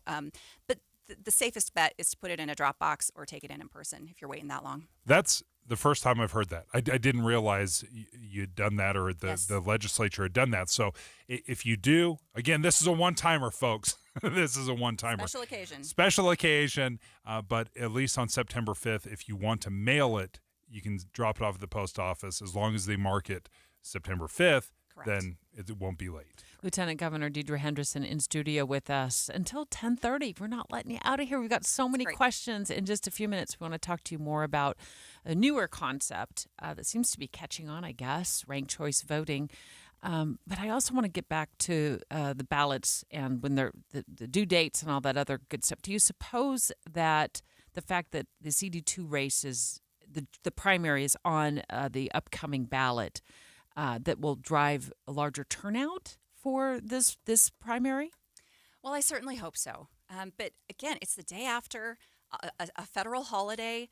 It's the end of the summer. People aren't typically thinking much about elections this time of year. However, there's been a lot of media attention brought to this very important special election, and I hope it does drive turnout. How do you ensure listeners that our elections are safe and protected? Well, we've put so many measures, checks and balances into place, and the whole thing is public. So any voter can go during any part of the process and watch for themselves. They can just drop in and see what's happening. We also put some of the responsibility on the shoulders of the voters themselves. They can go to vote.utah.gov. They can look up their own voter registration. They can see if their ballot has been mailed to them. They can see when their ballot has been processed. They can take that a burden upon themselves, personal responsibility to make sure that their vote has been counted. But also, we encourage them. If they have questions about how the process works, their county clerks want them to come in, want them to see the process. At some point, too, we would love more people to get involved in the actual election process through being a poll worker. Or a poll watcher for a campaign. So the whole thing is open to the public. We encourage them to look and to see for themselves. And there's cameras now, right, Absolutely. on the ballot boxes. So yep. Yes. It's all that. Somebody could go back and review it if there is any sort of a question at all. And even if someone were to go put in a whole bunch of ballots, which is illegal, unless it's someone that lives in your household. If I could take my kids, yes, my daughters. If it's your household, that's okay. But if someone were taking a whole bunch of ballots or trying to put in ballots that were fraudulent, there are lots of processes in place. Those ballots would not be counted. They would get caught. And now, especially with the security cameras, we'd see who actually put those in. Just because you drop it off doesn't mean it's going to get counted, folks. No, if it's illegal. If it's legal, it'll 100% get counted. Right. We do have very few instances of quote-unquote fraud. Usually it's moms who sign their missionary kids' ballots or something, and it gets caught every time. It does not get counted. And they get a phone call from the county clerk. And they get a stern talking to as well. That's amazing. Lieutenant Governor Deidre Henderson, please don't go anywhere. We do want to talk about ranked choice voting. And if in your view it's been catching on, and maybe if you're confused about ranked choice voting, we get a little lesson in that as well next. Dave and Dujanovic. Did you know Utah has just one all-news station in the morning? It's this one, weekday mornings between 5 and 9. Start your days with us. We're Tim Hughes and Amanda Dixon. Your morning companions for news. A change in seasons is coming. Most schools are back. So if it's your turn to drive the kids, or you just need to get to work on time, we have you covered. Traffic and weather together every 10 minutes on the 9s. From KSL News Radio. 102.7 FM and 1160 AM. Or ask Alexa, play KSL News Radio. Close your eyes. Not if you're driving. The rest of you, close your eyes and imagine a world where you can stream all your favorite entertainment easier than ever. Now open them. You're in that world with the Xfinity 10G network made for streaming all your favorites. Forget about the hassle. With a reliable connection, you can sit back, relax, and enjoy the shows or movies or live sports. We know you're using your ears right now, but hopefully we've opened your eyes to the fact the best way to stream is on the Xfinity 10G network. Now through September 6th, new customers can get 1.2 gig internet on the network made for streaming for just $25 a month for 2 years when you add Xfinity Mobile with unlimited data. Plus, there's no annual contract and you get Wi-Fi equipment included. Get way more into what you're into when you stream on the Xfinity 10G network. Go to xfinity.com/10G, call 1-800-XFINITY, or visit a store today. Requires paperless billing and auto pay with stored bank account restrictions. Apply taxes and fees extra. Xfinity Mobile requires Xfinity Internet after promo. Regular rates apply to internet service and devices. Actual speeds vary. Needing a mortgage? Press 1 if you're purchasing a home. Press 2 if this home is a refinance. Press 3 if you need cash back. Your wait time is 20. Need a great way to begin a home mortgage loan? Pressing buttons hoping that you'll end up with an actual experienced loan officer is not a smart way to start. Often it brings higher rates, higher costs, and long closing times. On the other hand, you can call Loans by Rick and speak directly to Rick, a mortgage lender that has closed thousands of loans since 2002. Rick will pick up your call every time. You only talk to Rick, not option 1, 2, or 3. Closing is fast in 12 to 22 days from submission to clear to close, with low rates and low closing costs. Call Loans by Rick at 801-809-SAVE. That's 801-809-SAVE. Or click loansbyrick.com. Rick Kirschenbaum, NMLS 241179, and Vintage Lending, NMLS 287106 are equal housing lenders. In this market, you'll find Fisher Investments is different than other money managers. Different how? Aren't we all just looking for the hottest stocks? Nope. We use diversified strategies to position our clients' portfolios for their long-term goals. You don't just provide cookie-cutter portfolios? No. We tailor our clients' portfolios to their goals and needs. But you still sell investments that generate high commissions for you, right? No, we don't sell commission-based products. We're a fiduciary, the highest standard of care for a financial advisor. It means we're obligated to act in our client's best interest. So when do you make more money? Only when your clients make more money? Yep, we have one transparent management fee structured so we do better when our clients do better. Sounds like you really look out for your clients. We do, because our priority is helping them achieve a comfortable retirement. That might be why most of our clients come from other money managers. Visit FisherInvestments.com to find out why investors like you switch to us. Fisher Investments. Clearly different money management. Investments in securities involve the risk of loss. Getting help with electrical repairs is easier than you think. All you have to do is call Any Hour Services or schedule an appointment at anyhourservices.com. No one helps more homeowners than Any Hour Services. With the 3 things you need to know this hour, I'm Dan Bonas. First, Salt Lake City police asking for help locating a missing 15-year-old girl.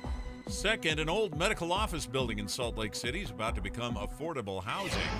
Third, emergency assistance has already been approved for Florida as a new hurricane forms in the Gulf of Mexico. Right now, 79 degrees and sunny in Salt Lake City. Back to David Dujanovic on KSL News Radio. The race to replace. In-depth coverage on KSL News Radio. If your city is doing ranked choice voting instead of what we've come to know as the traditional method of voting, where you just pick a candidate and then you wait to hear who the winner is, we're going to continue our conversation with Lieutenant Governor Deidre Henderson about ranked choice voting and explore whether this is catching on. Yeah, ranked choice voting is intriguing. It's also a little bit of a nightmare, and I'm not sure if it's a nightmare because it's just new and everything new is a nightmare, or if it's a nightmare because it's a nightmare. I think of Sandy City when they had their mayor's race. It took a while to figure out who was going to be that mayor until Monica Zoltansky ended up being, but there was all sorts of balls up in the air and juggling, trying to figure out, like, okay, well, how is this working? So ranked choice voting, Lieutenant Governor, is it a little bit of a headache because it's new, or is it a little bit of a headache because it's just a little bit of a headache? Yes. Okay. So, look, there are a lot of different ways to do things. It doesn't mean that one way is right, one way is wrong, except as far as you follow the law, of course. But when you're talking about processes, ranked choice is just a different way of doing things. And we do it in Utah. We allow cities, municipalities to choose whether or not they want to do ranked choice voting for their elections. So there's no mandate to do it. No one has to do it. But there are some cities who really like it. And the reasons that they like it largely are because it can potentially help save them money by getting rid of a primary election. So if they have a whole bunch of candidates running for mayor, for example, they wouldn't have to have a primary and a general election. They could just have a general and do ranked choice voting and take care of it that way. But it is a little bit more difficult to administer. And so there is, some hesitation with cities and counties to actually administer it. How do we do that properly? How do we do that uniformly? And then how do we audit that? How do we make sure that it was actually counted and tabulated accurately? That's another question that, is tricky. But at the same time, we only do these for municipal, nonpartisan. We do not do them for partisan elections. Especially we don't do them for any kind of, multi-county or statewide race. Statewide congressional races are not done this way. Right. And if you need a refresher on ranked choice voting like we did here in studio, I pulled up a Ballotpedia, and it just walks right through it. Voters rank the candidate for a given office by preference on their ballots, and then if a candidate wins the outright majority in the first round, which is 50 plus 1, he or she will be declared the winner. And if not, if no candidate hits that benchmark, the candidate with the fewest first preference votes is eliminated. And then they just keep going through the counting that way. And just having said that, it's like that would be a lot, especially if you were looking to do a recount, Lieutenant Governor. Right. It definitely is a fairly complicated way to tabulate elections. And so you have to make sure that the processes and procedures are very uniform and very clear. And we have a handful of cities in the state that have chosen to do this. I think fewer than 20. We have Lehigh City is actually doing a ranked choice primary, which is unusual. It's different than any other city in the state at this point. So we'll see how that goes. And part of the, the idea behind ranked choice and some of the proponents of it is that it incentivizes people to be nice, I guess, to each other in elections. It incentivizes a better tone instead of attacking you. You don't want to turn voters off because if you're not their first choice, maybe you'll be their second choice. Okay. So that that I don't know that it actually plays out that way in reality, but that's part of the argument for it. Lieutenant Governor Deidre Henderson joins us right now. Part of the duties of the Lieutenant Governor is to oversee elections and make sure everything is running by the book. Election integrity has been part of the news for so many years now, even going back to 2016. You'll remember Hillary Clinton or Stacey Abrams, the Democrats, they were challenging. They said, the election was stolen from me. And then same thing from President Trump back in 2020. So with election integrity at the forefront of the conversation for the last several years, why is it that Utah, and I have felt this way very much so, why were we so buttoned up when it came to vote by mail? Because it seems like as a lot of people during COVID were trying to scramble with vote by mail, we were just smooth sailing everything. It's because we'd already been doing it for 8 years or so, and thank heaven we had. We started doing vote by mail in 2012, and what we did was we allowed counties to opt in voluntarily. We didn't force anybody to do it. So it was not a mandate, but as year after year, more and more counties joined, and by 2018, we had every county committing to do vote by mail already. So our processes were already in place. We knew how to do it. The voters already, it was familiar to the voters. Voters really, really like mail-in voting. They appreciate being able to sit at their kitchen table and take a good look at the ballot. Our ballots are long. It's not like one race well, now. Then you get to the judges and you're like, exactly. My goodness, I feel like I should be able to do a little bit of research here. This shouldn't be a pop quiz where I'm just guessing. That's right. And constitutional amendments and propositions. I mean, there are so many things on our ballot now. And if you've got a 2-hour line of people behind you in a you voting feel panicked. booth, yes. So it's a much better way. People really like it. They appreciate being able to do it at their convenience. But there are also some people who really love that in-person voting experience. And we want to make sure that they have that too. We want people to vote in whatever way they feel comfortable voting and to have that confidence and assurance that their vote's going to be counted and it's going to be counted accurately. And that only eligible registered voters are actually going to be voting. So I think we've done a really good job, and the data plays that out. In fact, last year there was a poll at the beginning of the year that showed 81% of Utahns were confident that the election would be conducted accurately in the state last year, and then by the end of the year it was 89%. So we had gone up in voter confidence despite all of the, the loud noises going on. I've just never doubted. I've never doubted, and I've voted in the state since the early 1990s. I've just never doubted the election integrity here in the state of Utah. Lieutenant Governor Deidre Henderson in studio with us right now, with September 5th approaching as the deadline. Especially, I know the municipal elections, very important election day for a lot of cities on that ballot. We talk about the GOP primary. If somebody's listening and they're like, I really do want to register Republican, and this is not an advertisement for recruitment at all, do they still have an opportunity to do that so they can get their vote in on the GOP primary? So the answer to that is no. Okay.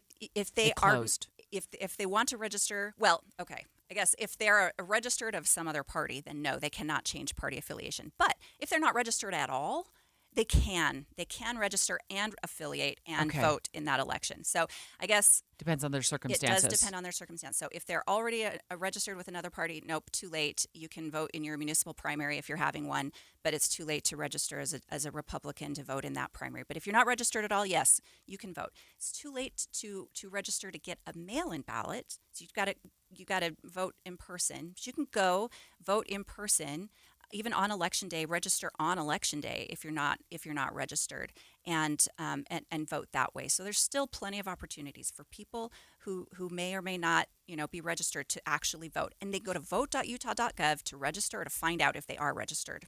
Final thought in the 45 seconds that we have. What do you make of the push to return to single-day voting? Oh, well, I think it's obviously a terrible idea, and I think the vast majority of the people of the state of Utah would agree with me on that. Yeah. I would revolt.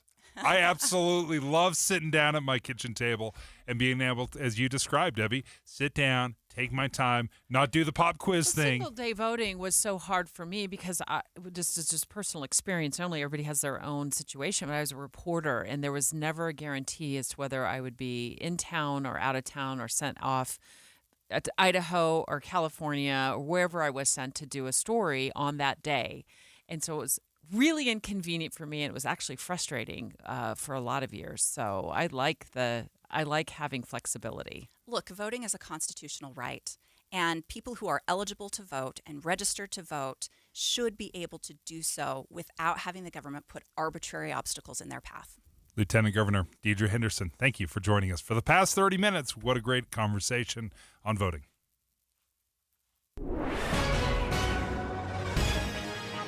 It's 10:30 at KSL News Radio. I'm Dan Bomas. KSL's top local story this hour. The Department of Labor says 2 entertainment centers in Utah have been found to violate child labor laws. Regulators say operators of the Rush Funplex in Syracuse and West Jordan now owe more than $166,000 in penalties and more in back wages because of those violations. Regulators are working to tackle an almost 70% increase in the number of child labor violations between 2018 and 2022. We're expecting to learn more today about an early morning shooting that happened at an apartment complex in Orem over the weekend. Officers and Metro SWAT teams took 5 people into custody in the middle of the night after a shooting left 3 people with minor injuries. A van window was shot out near the Midtown 360 apartment complex. Police say they don't believe any of the suspects are still on the loose. Our top national story this hour from ABC News. 3 Marines died, 5 more were seriously injured in the crash of an Osprey aircraft in Australia. ABC foreign correspondent James Longman tells us this is far from the first issue the Osprey has had. The Osprey is a hybrid airplane helicopter, and it's had a history of mechanical problems since it was introduced in the 1980s. In August 2000, the military temporarily grounded its entire fleet of them after a crash which killed all 19 Marines aboard. And in June of 2022, 5 more Marines died in another crash in California. Your money at this moment, the Dow Jones average now up 152 points on the day. The NASDAQ is up 47. And it looks like sunshine going into the week. That's next. KSL News Time, 10:31. What do you need to hear in the morning to feel ready for the day? Important news that happened overnight, the traffic you'll hit on the roads. You'll be ready for your day with us. Join Utah's Morning News 5 to 9 on KSL News Radio.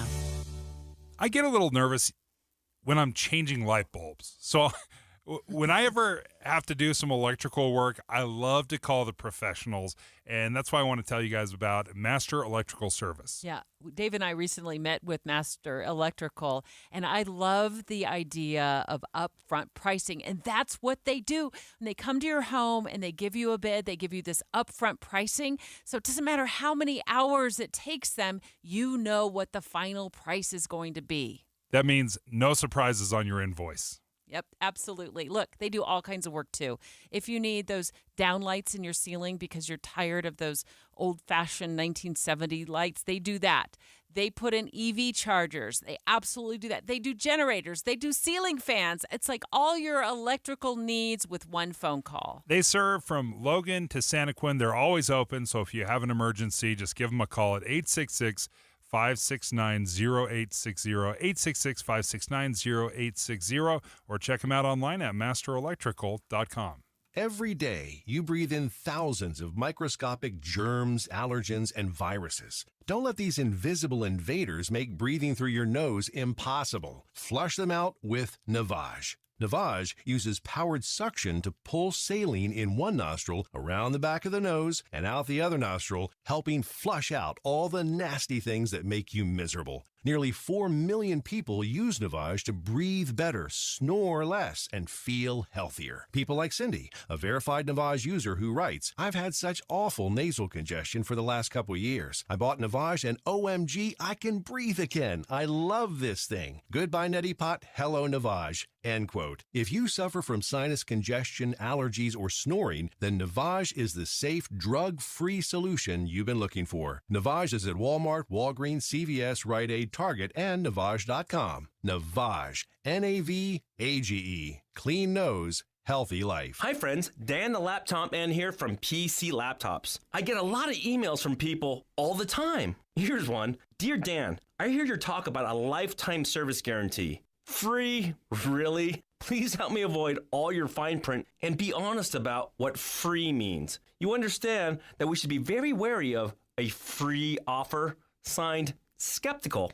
Hi, Skeptical. I remember 22 years ago when we started PC Laptops and our lifetime service guarantee, people thought it was too good to be true. Well, after a decade, people started believing me a little bit. But it's been 22 years of having the privilege to serve our friends and neighbors like you. Our lifetime service guarantee has become the most trusted warranty in the industry.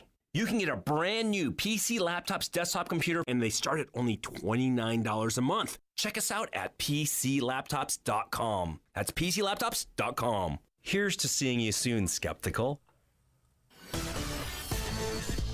We have emergency traffic brought to you by Granite Credit Union's new Dividend Plus checking account. Here's Heather Kelly. Well, the issue is eastbound I-80 as you make your way from Wright Brothers Drive past the airport toward the West Side Belt.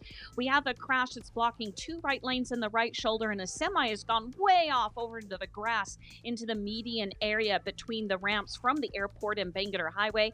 So only 1 left lane. It's actually just the left shoulder that's open for everybody. So actually 3 lanes are blocked. And then once you get past it, you've got good speeds all the way to I-15. If you're in Utah County, northbound I-15, there's a crash near Triumph Boulevard, but that's on the right shoulder, not causing delays. Heather Kelly in the KSL Traffic Center. KSL weather. Warm winds could increase our wildfire danger. Today's high 93, up to 98 tomorrow. Cooling off Wednesday through Friday. And right now we're at 81 degrees under sunny skies at KSL News Radio, 102.7 FM, 1160 AM, and KSLNewsRadio.com. Your all-day companion for news.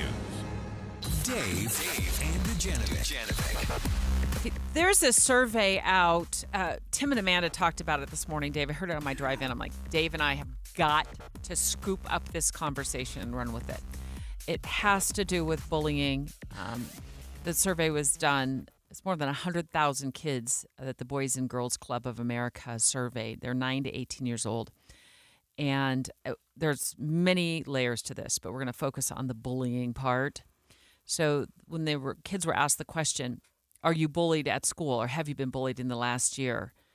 40% said, yep. And then a huge swath of them said they don't tell an adult. So nearly half the kids are being bullied on some level. Yeah. The majority of them are not telling their parents about it.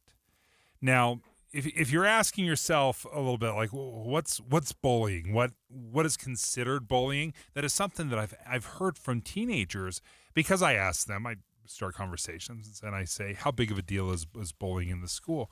And one of the most common things I hear from them, Deb, is they're like, everything's considered bullying. Oh.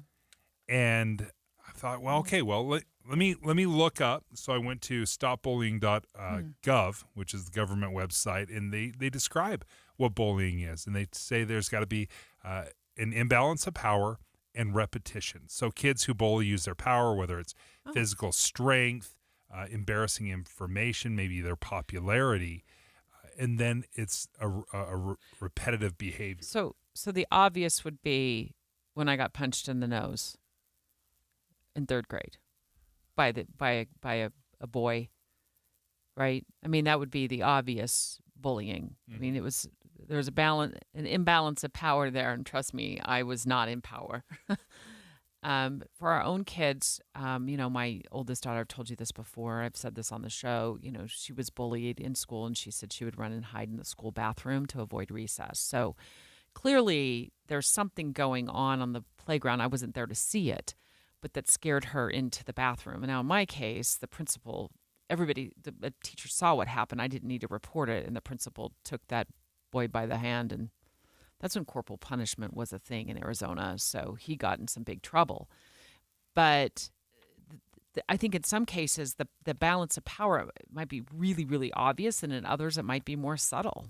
Yeah, and it does seem like it would be bullying, because of the physical altercation. But again, bullying behavior happens more than once, or at least has the potential to happen once. So if they punch you, and then there's but the one-time punch is often preceded by picking on somebody else, right? And then it escalates, and that was happening to me. I was getting bullied by this kid. I don't know why.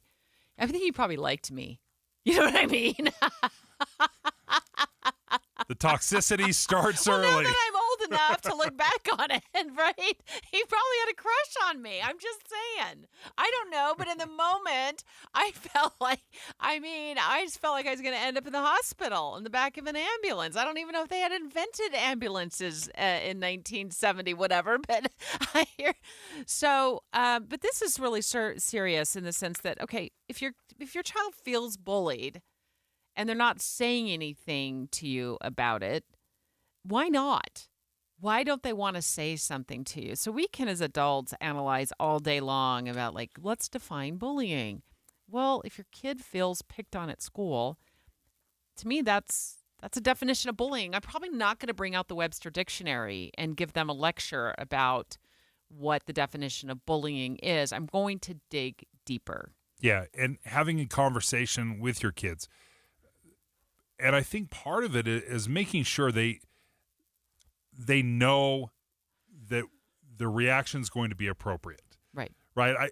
I'll tell you this. Growing up, I probably didn't say anything to my mom because I thought my mom's going to go beat that kid up.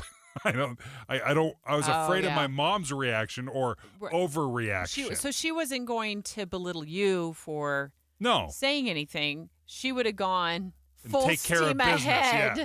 To the slide in second recess and be waiting for little Billy when he came down that slide, which would have humiliated you. Yeah. Right? Yeah. It would have made your situation even worse. This isn't making it better. We don't mean to make light of this. We know it's a very serious situation. We both, between the two of us, we've got 7 kids, and we have seen just about every scenario there is to see as a parent. My oldest is 27. Dave's is not far behind her, and your youngest is still in the middle school. So we're in the throes of this. We get it, but 40% in this survey of 130,000 students or kids ages 9 to 18, almost 40% say they were bullied on school property in the last year, and 38% of that said, "Hey, we didn't even tell an adult." Breaks your heart. So I try to figure out, what do we need to know as parents? Why are our kids not talking to us? When I heard Tim and Amanda talking about that this morning, I was like, wow, if my kid was getting punched on the playground or picked on constantly and they did not feel comfortable telling me, I would weep. And I found out I would go to bed for a couple of days and just cry my eyes out. So I looked up some information, and in a moment, we're also going to invite Dr. Tom Golightly, a psychologist we lean on quite a bit for great advice to give us some action steps that we can take as parents. But the Committee for Children wrote a blog about this, why our kids don't disclose they've been bullied. One thing they wrote about is the catch-22. Kids don't tell an adult because they don't see adults helping. But then the catch-22 of that is that if we don't know, we can't help. We can't do anything about it. Yeah, exactly. And when kids are being bullied, they don't like being bullied, of course. They're afraid of it becoming worse, though. And, of course, there's levels of embarrassment and shame when that happens. Well, that's one of the things, too. They don't want to say anything because they're ashamed. And I feel like there's an opportunity there for parents to empower their children to not feel shame that I tell my kids this a lot, that I've told them this is exactly what I say. We should pray for them. We need to let the adults know so they can take care of it and another child isn't hurt even worse. So we need to protect other children by reporting it to the right person, your teacher or the principal. But we should also say a prayer for that child because something in their life is hurting and they're taking it out on you. We don't know why. We don't know all the circumstances when they go home at night. When that door shuts behind them, what's going on in their own home. So those are the conversations that I would have in the car, in the house, when my kids would disclose bullying. The other reason they don't want to tell adults is because they don't want to be seen as a rat or get retaliated against. Yeah, and again, that just speaks to me as their fear of making it worse. But that's part of what we have to figure out as adults is how can we ease their fear that we have to address it, and you shouldn't be embarrassed because you ratted somebody out. You're the one that's being bullied. They need to be held accountable. You are not to blame when you are the victim. Tom Golightly, psychologist, calling the show next, and we're going to really go in depth with him and pick his brain about action steps that parents can take, because we've got to be able to drag it out of our kids without it nagging it out of our kids. And then what to do. And I also think it's equally important to talk about what not to do.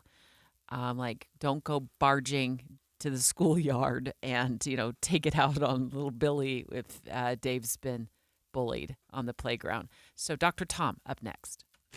Dave and Dujanovic. Hi, it's Tim Hughes and Amanda Dixon. Why should you start your day with us? We have decades of news experience between us. And we take your trust seriously. Come here for news tomorrow, 5 to 9 on KSL. Here is what I'm not buying. A bounce house, a paddleboard, a dump trailer, tables and chairs for a party, a 3D printer. I'm not buying them because I'm renting them on Utilize.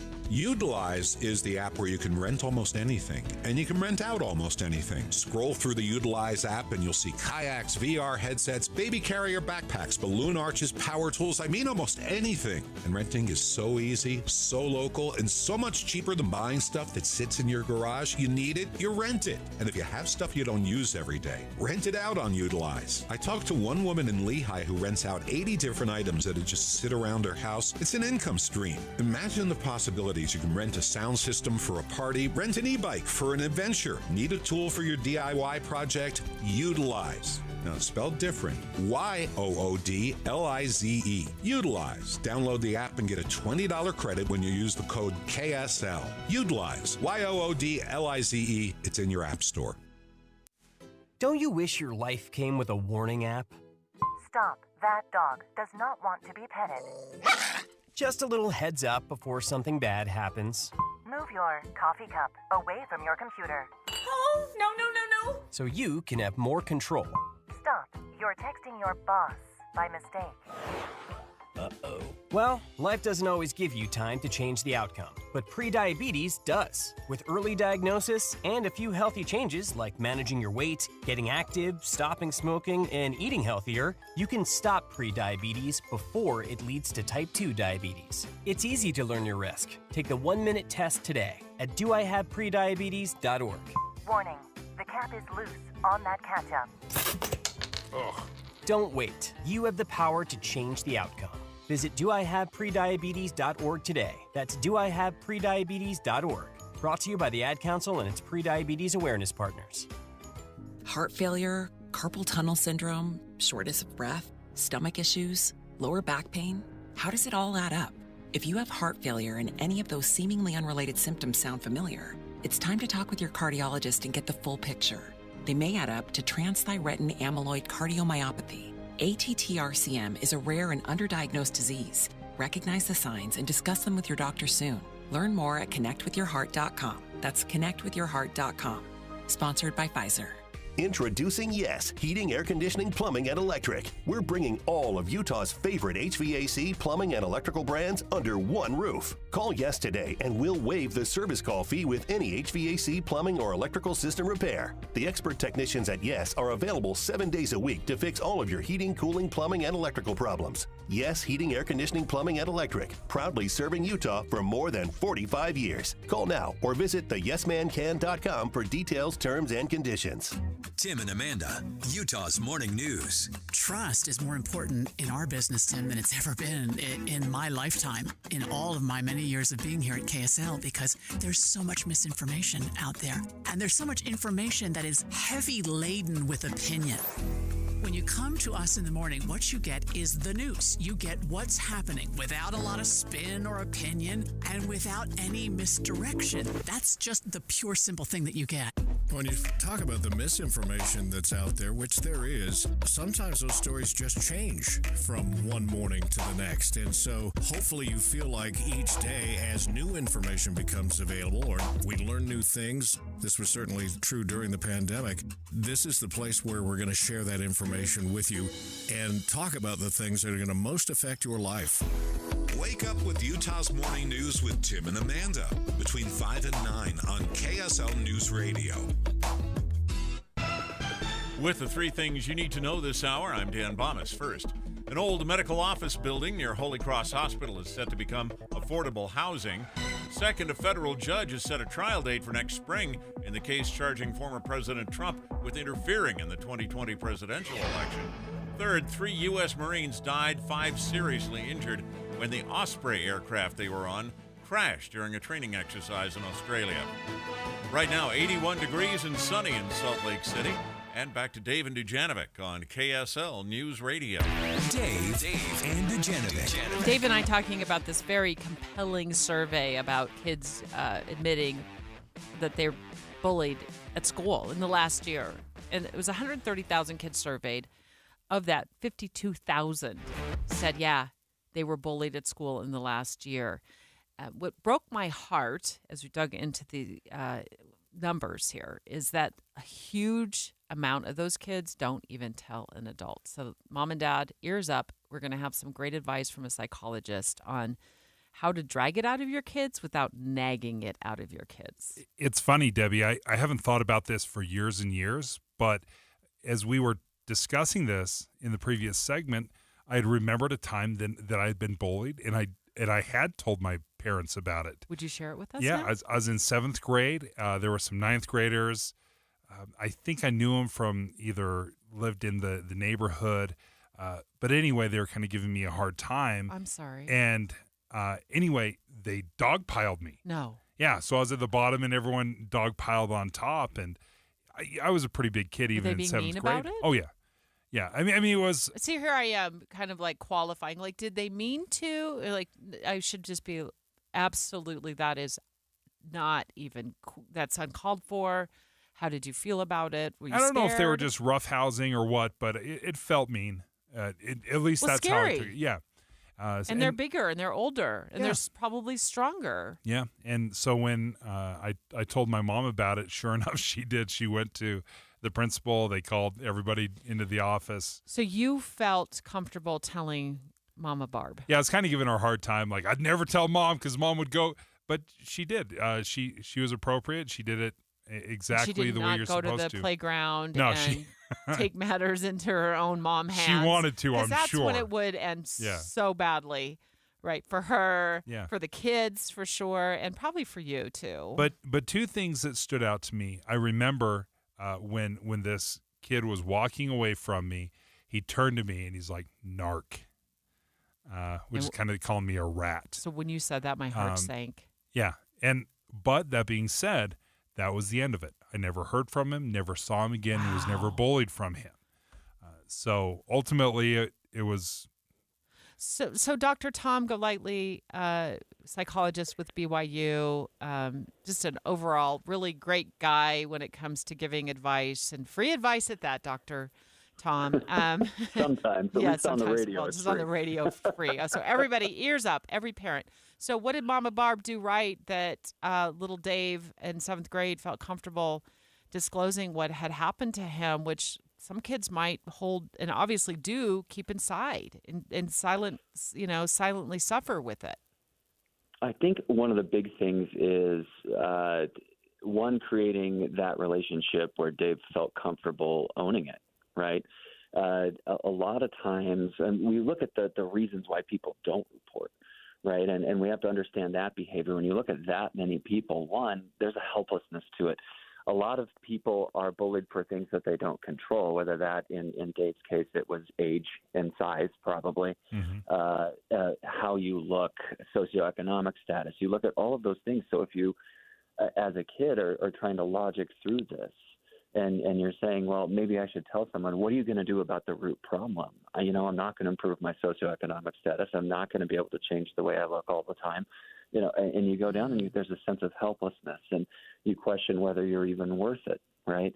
Or worrying about that retaliation or being believed, right? And so one of the things is creating that culture where your mom was going to hear that. Part two, she believed you. And I think that was a really, really important part. 3, she took it to adults, and adults are much more effective at stopping bullying behavior than kids are. And I know that's kind of that old saying, just punch your bully in the face and then it'll go away.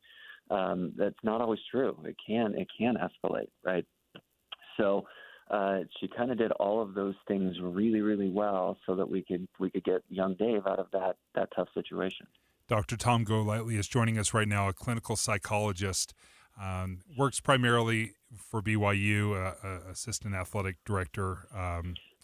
So one of the things I want my children to not view everything as bullying. If you get teased a little bit, I think that's probably even a little bit healthy, where you can have some good fun ribbing. But how do I teach my kids to have thick skin, not be offended by everything, but at the same time, understanding that there's a time when that line gets crossed and you are being bullied? Yes, and I think a big part of it is, okay, there's disagreements. There's people we don't always get along with. That's one thing. If you're not feeling safe somewhere, that's a totally different thing, right? Mm-hmm. So I think that's a good delineation is I don't feel safe. And that's maybe something that adults can be aware of. Like I mentioned before, adults are more effective than kids at stopping this. Adults need to be aware of some of the signs and symptoms of someone who looks like they're being bullied or someone who might be bullying. And that's one of them. Your kid is really not wanting to go to school every day, not like the normal, like, I don't want to go to school, kind of like all of us have some days, and even with work. But it's I'm scared to go to school. Like I am very anxious to go to school. That's where we probably start to see, hey, something's going on here, and I need to know more about it. And that might be a time to kind of ask your child a little bit more about what's going on. Well, Dr. Tom, let me interject here and just add my experience was my daughter started to hate recess. And that to me is a huge red flag when a child doesn't want to go out and take a break and play on the playground and instead was spending recess and break time in the bathroom to stay away from getting bullied.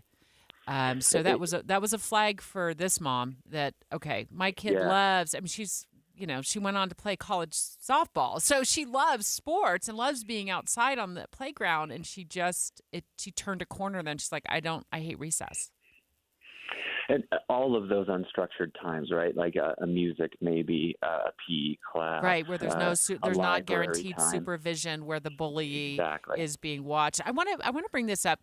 I looked at a blog this morning. I know that you're, as a psychologist right now, you're probably rolling your eyeballs because I did like the whole Dr. Google thing. I'm like, I'll diagnose this via Google. It says one of the blogs said, don't put the bully and the bullied in the same room to talk it out. And I looked back on raising my kids and I wondered, how many times did I do that with the neighborhood bully where I put them in front of my child and be like, we're going to talk this out right here. But that they're saying not to. Do you agree with that?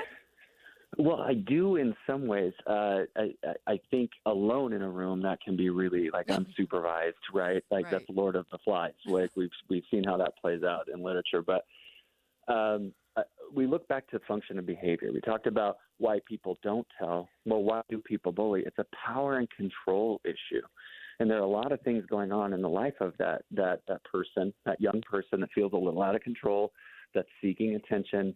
It was probably learned behavior that they learned from someone else, and they're trying to empower themselves. So putting them alone in a room with someone that they're bullying, what are they going to do? They're going to seek to continue to empower themselves over this person. So I think by themselves, that can be a big problem. Now, if it's pointed out, if it's negotiated, if there are other adults in the room, I think that's an okay strategy. And just as Dave experienced, they're likely to have a reaction to that too, right? They're going to call you a snitch and narc and all of those things. And that's the big culture shift that in crowded schools and in places that are really, really overcrowded, to be honest, it makes it hard because peers want to be accepted and they're worried about not being accepted. And that means not just the people that are being bullied, the people who are observing bullying also don't want to speak up. And that's where creating a safe culture in the school is really important, is that others can report, not just those that have been disempowered. Dr. Tom Golightly, thanks for joining us, clinical psychologist. And Debbie, there's three main types of bullying. You got the verbal, social media, and physical bullying.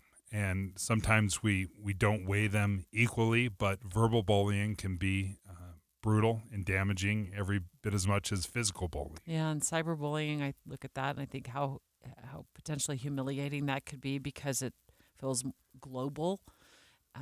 But physical bullying, boy, if your child does not want to go to school or does not want to go to PE or to recess, I would definitely be having a very loving, hugging conversation with them to let them know that you are their safe space.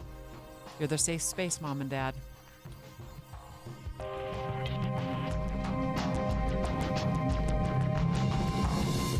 KSL FM Midvale, KSL Salt Lake City. Listen on the KSL News Radio app and in your car at 102.7 FM. KSL News Radio, your all-day companion for news. It's 11 o'clock at KSL News Radio. I'm Dan Bomas. KSL's top story this hour, local policy advocates hoping that some innovative public policy will help to reverse Utah's declining birth rate. It's been going down steadily since 2008. The founder of the Policy Project says cost is the biggest reason. People report not having more kids, but there's also been a shift in society. Back in the day, we were parent-centric homes where people are having a lot of kids because they need the help on the farm. They need the help. And then it slowly shifted to like this family-centric. And now we're all the way to the other end where the expectations on parents are so heavy. Her group is hoping policy solutions can give families incentives to have kids and not make it harder. Our top national story this hour from ABC News. Warning sirens blared on Maui this weekend after another fire broke out near Lahaina. Sierra Levitt tells KSL TV this one was even closer than the previous fires, and they had to evacuate. They're back home now and focusing on the long-term needs of Maui residents. Now it's more of like long-term needs. Like we're fine right now, but what happens in a month when everyone that's in the hotels for their 45 days gets kicked out? Levitt says they still don't know how many friends they lost in the fires. There are almost 400 people on a new official list of those unaccounted for. Your money at this moment, the Dow Jones average up 223 points on the day right now, and the NASDAQ is up 105 points.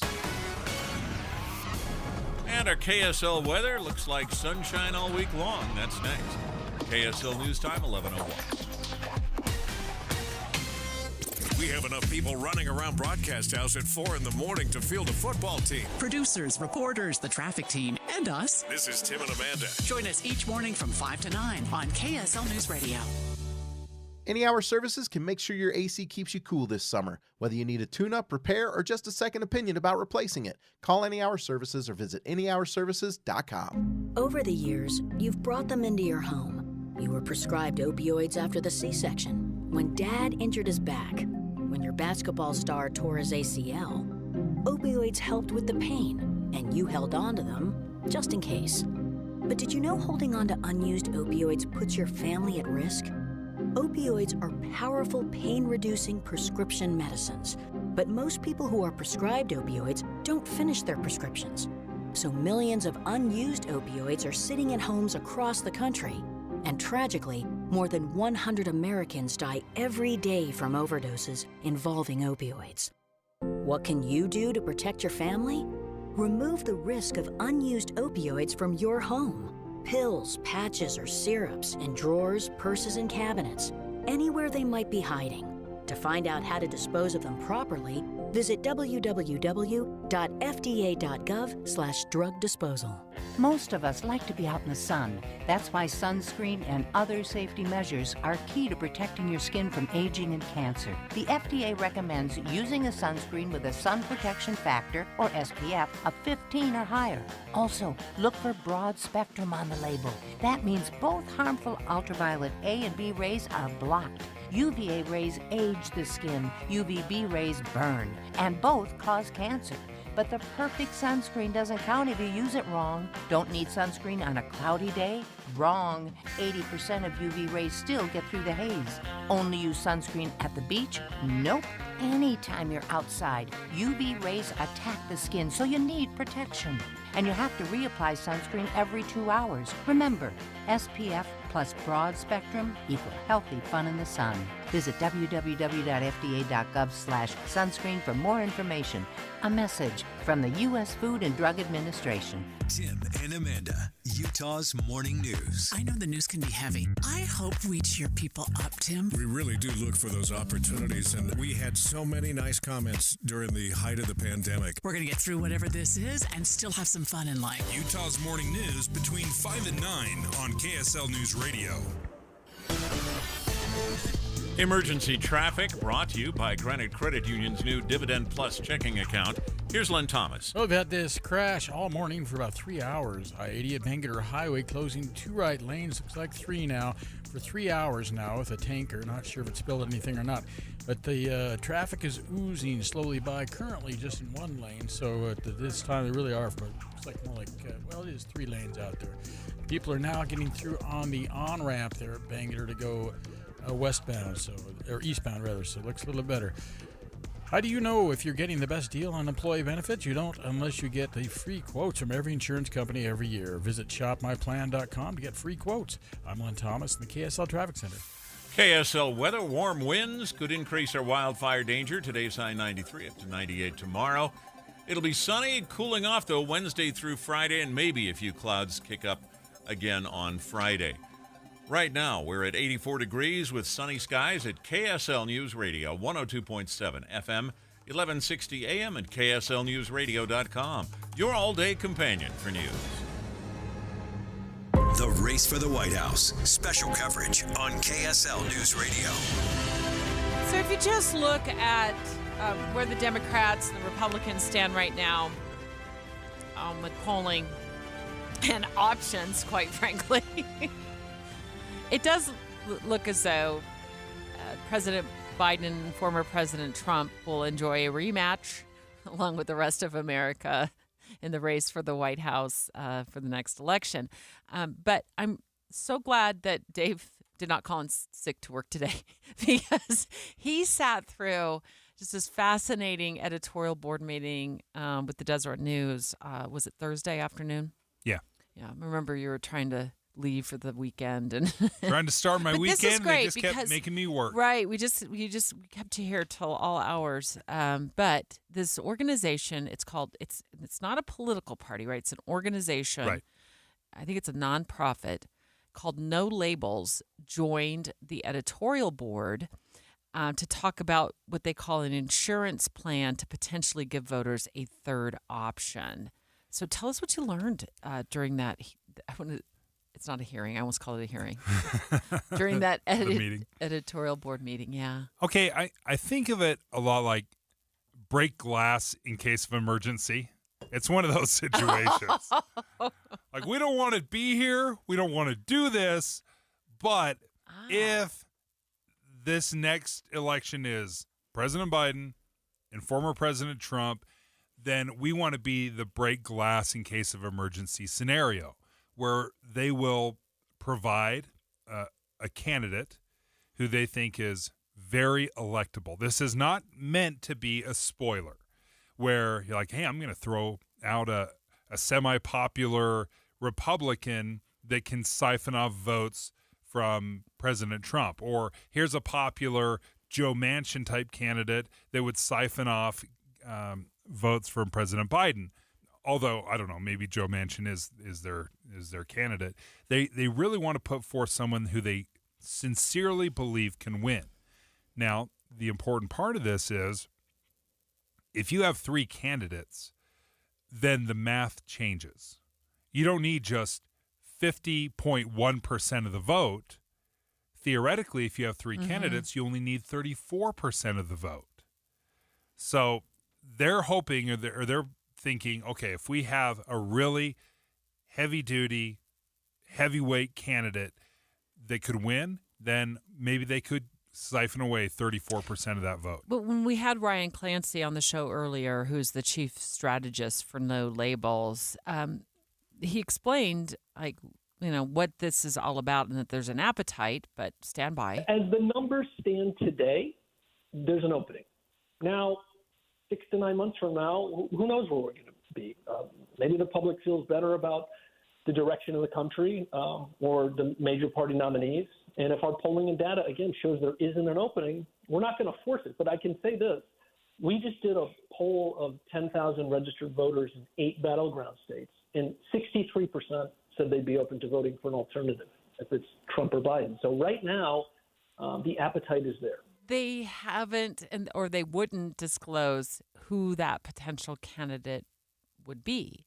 And they've also taken steps to make sure they've secured a spot on the ballot in at least 10 states. I'm going to assume they're going to do work in other states to get, but they're not saying who that person would be. So I don't know how to feel about it. And that was one of the concerns that we brought up in the editorial board is when you talk about the willingness of people to vote for a third-party candidate. If you were to bring in somebody that was more centrist, maybe center-left or even center-right, then the American people, according to all these polls that they've done, have a very good appetite for that kind of candidate. Here's the problem. When you start attaching names to that hypothetical candidate, all of a sudden people lose interest because a candidate has warts. The hypothetical can be this magical political figure that comes in and can unify the country. Well, there is no candidate like that. So it sounds good hypothetically, but practicality is different. Okay, so we asked Ryan Clancy, you did actually, good job for pulling this rabbit out of the hat at the last minute and squeezing this question in about former Governor John Huntsman, governor of Utah. Could he be the one? We are going to have a wide open process this fall. As you know, Governor Huntsman was at our launch event over the summer, but it is really early. We have not made any decisions about candidates. And again, it may not be ours to make. We're going to have an open and transparent process. Another thing that they wanted to point out is if they were to put forth a candidate and they would run on the quote-unquote no labels ticket, that once that candidate was selected, that they would no longer have anything to do with that candidate. They wouldn't pressure them. They wouldn't advise them, that they wouldn't make them raise money a certain way. Just throw them out. A little bit. Yeah. Just go get yourself elected.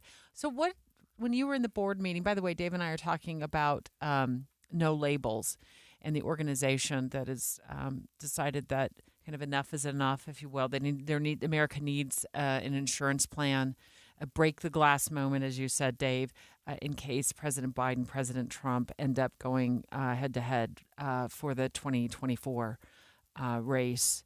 And so this organization is kind of laying the groundwork right now for getting a possible candidate on the ballot.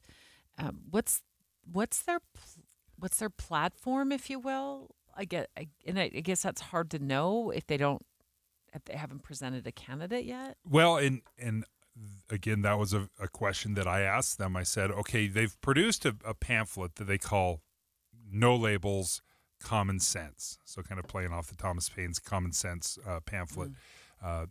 But what it does is it picks abortion, national debt, spending, and it basically lays out their fundamental beliefs.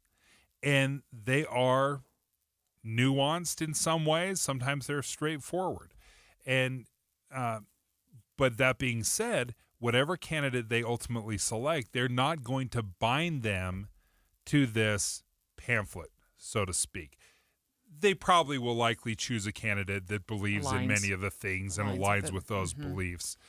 But you can go to their website, look at no labels, common sense, and they will actually give you a booklet. They will send you a booklet of their fundamental beliefs, of how they believe that Republicans and Democrats can work together. Because that's ultimately what they want, is to deal with America that is center-left and center-right, to be able to bring them together for solutions versus playing to the polls. One of the things that really stood out to me in our conversation with them today is that the 63% of the people who were polled are like, ugh, when it comes to the current choices, which it makes me feel like glad that I'm not the only one who sometimes feels like, ugh, isn't there a rematch? A rematch? Isn't there anybody new out there? I think we're all feeling that way. A lot of us are feeling that way. I will say this. It's pretty easy to dismiss this and say, they don't have a chance. But remember, back in 1992 when Ross Perot ran as a third-party candidate against George Herbert Walker Bush and Bill Clinton, he was actually leading. Back over the summer, he was leading the polls. He had 39% of the vote. Bill Clinton only had 25% of the vote. So Ross Perot was a very, very intriguing candidate for a hot minute. Ended up doing fairly well in the presidential election. But is this a flash in the pan, or is this a legitimate possibility that if it was Joe Biden and Donald Trump, that a third person could come in and knock them both off?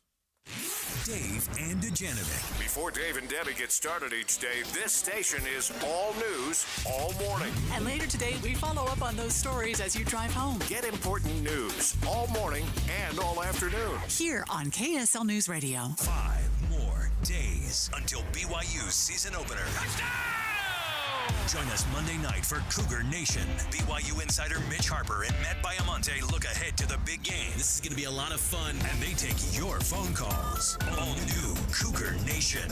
Monday night at 6 on KSL News Radio.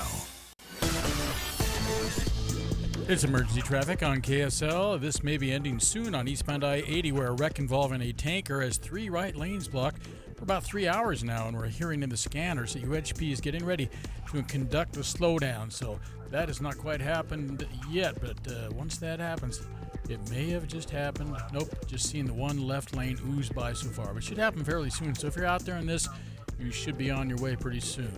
Glenn Thomas, the KSL Traffic Center. In this market, you'll find Fisher Investments is different than other money managers. Different how? Aren't we all just looking for the hottest stocks? Nope. We use diversified strategies to position our clients' portfolios for their long-term goals. You don't just provide cookie-cutter portfolios? No. We tailor our clients' portfolios to their goals and needs. But you still sell investments that generate high commissions for you, right? No, we don't sell commission-based products. We're a fiduciary, the highest standard of care for a financial advisor. It means we're obligated to act in our client's best interest. So when do you make more money? Only when your clients make more money? Yep, we have one transparent management fee structured so we do better when our clients do better. Sounds like you really look out for your clients. We do, because our priority is helping them achieve a comfortable retirement. That might be why most of our clients come from other money managers. Visit FisherInvestments.com to find out why investors like you switch to us. Fisher Investments. Clearly different money management. Investments in securities involve the risk of loss. Let's face it, talking about life insurance is never easy. But after we watched a close friend lose her husband with no insurance, we decided that wasn't going to happen to our family. Yeah, but shopping for life insurance can be almost as difficult as talking about it. But then we heard about Ethos Life Insurance. They're a new kind of life insurance, built for people on a busy schedule who don't have time for unnecessary doctor's visits, fine print, or hidden fees. who want to keep it simple. I couldn't believe how easy it was. We answered a few basic questions, and within minutes, we had an estimate of what it would cost and what sort of policy made sense for us. I never imagined life insurance could be so affordable. And accessible. The peace of mind knowing that our future is secure, it just removes a lot of the fear around getting older and... Yeah, the unexpected. I'm glad we talked about it. I'm glad we went with ethoslife.com. Go to getethos.com now for your free estimate. That's getethos.com. Getethos.com. Attention smart homeowners. You don't have to fall for flashy promises and companies that don't even prove their work.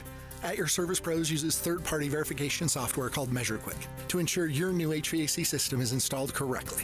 This ultimate game changer in the HVAC industry lets you, the homeowner, have proof of how your system was installed. At Your Service Pros utilizes our Bluetooth tools to upload all of your system's information into MeasureQuick. We rely on data-driven insights to properly commission, optimize, and fine-tune your HVAC system for peak performance, improving your family's comfort, lowering your utility bills, and extending the life of your HVAC system. With rebates and tax credits available totaling more than $7,500 on a dual fuel heating and cooling system, it is now more important than ever that your HVAC system be installed correctly. So call us today at 801-YOUR-PRO. That's 801-YOUR-PRO. Have the peace of mind of saving up to 50% on your new system and knowing it's installed correctly by calling 801-YOUR-PRO. Jeff Kaplan. I'm energized by breaking news. First of all, because it's right now, and second of all, because in many cases the audience needs to know. There's no more important service that we can provide, and I find it critically important to get more details to the audience as quickly as possible. There's nothing more energizing than that for me. Not at all. The most important thing we do is breaking news. Jeff Kaplan's Afternoon News, 3 to 7 on KSL News Radio. With the three things you need to know this hour, I'm Dan Bomas. First, Utah's birth rate has been going down for years. One group thinks it has the answer to bring it back up. Second, a new poll shows a lot of Republican voters still haven't made up their minds who to vote for in the 2nd District congressional primary. And third, warning sirens sounded on Maui yesterday when another wildfire threatened homes on the island. This time, firefighters were able to keep it away from those homes.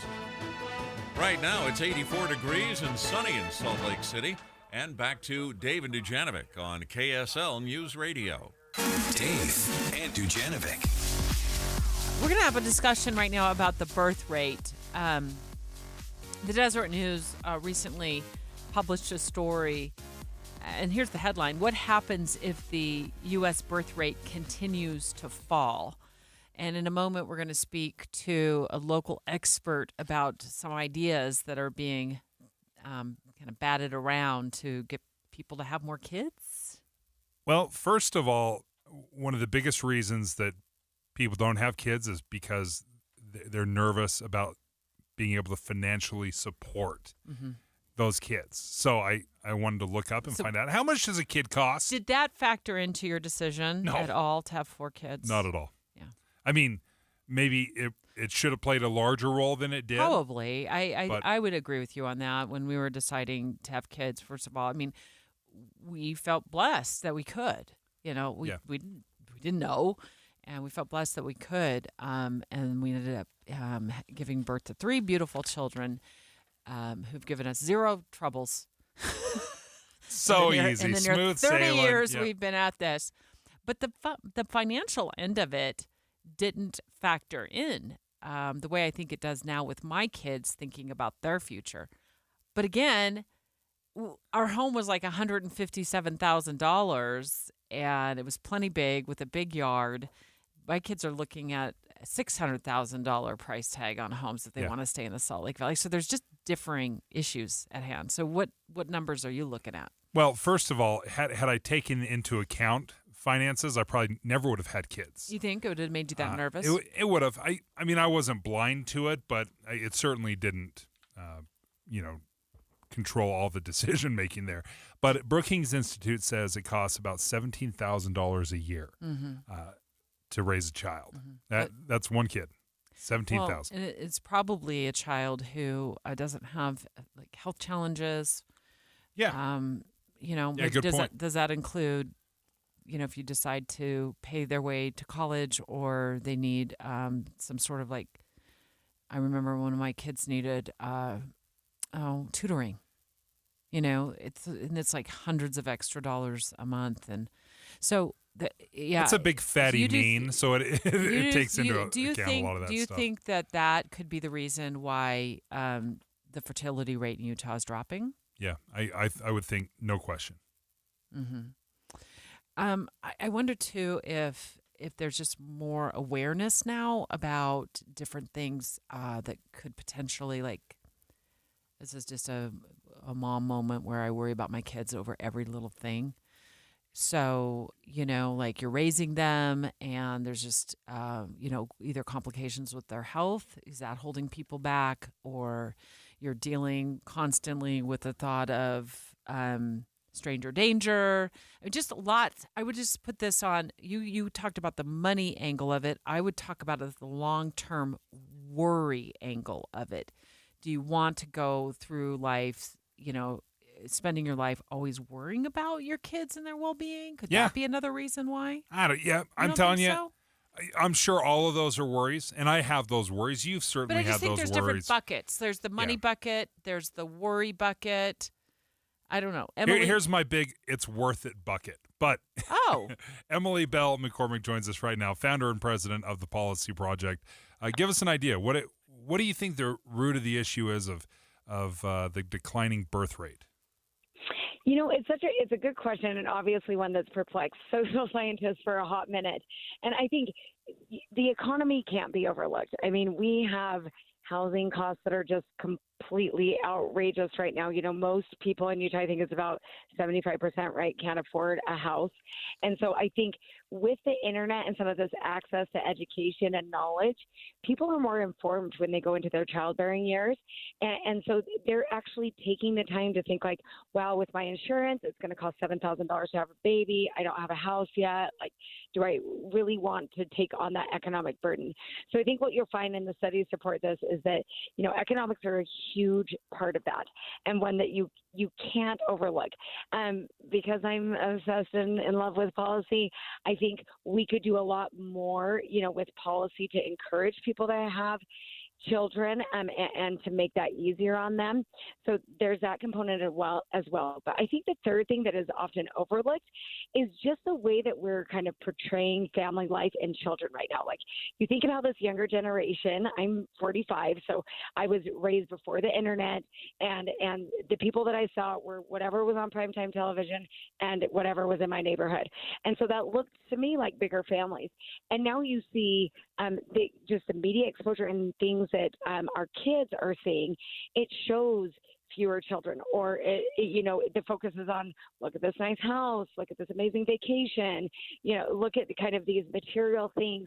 And I think we also need to have a push back to kind of illuminating how kids really bring joy and like a level of richness to a life experience that you don't necessarily get without that. There are a lot of other things that bring joy, but there is a specific joy that comes from that life experience. I want to hit on that in just a moment, because I know I'm now an empty nester, and so I've had a chance to reflect on a lot of the joys, because now that I'm kind of looking back, Emily, that my kids did bring me. But I will get to that in just a moment, because I want to highlight one of the statistics that the Deseret News talked about in their recent published article about this issue.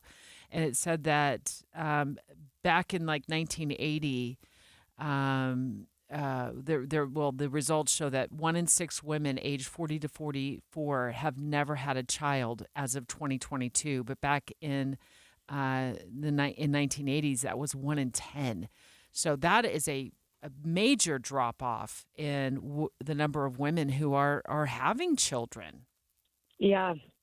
Yeah, and that's a fascinating thing. I mean, we're seeing, right, that the numbers, it's not only the number of kids per woman, right, but also the number of women actually having kids. There's been a massive shift, and I think, it's interesting as we see Utah, we've always held the crowning title of highest birth rate in the country, and that's recently shifted as well. We're in 4th place now, and I think that just those real life experiences, there are questions around, is it that people have that it's harder to get married. Maybe not as many people are getting married anymore. And that typically is a relationship where you'd consider having children.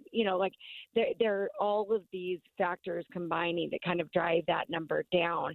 And we really, it's important for that number to come back up. What solutions do you see?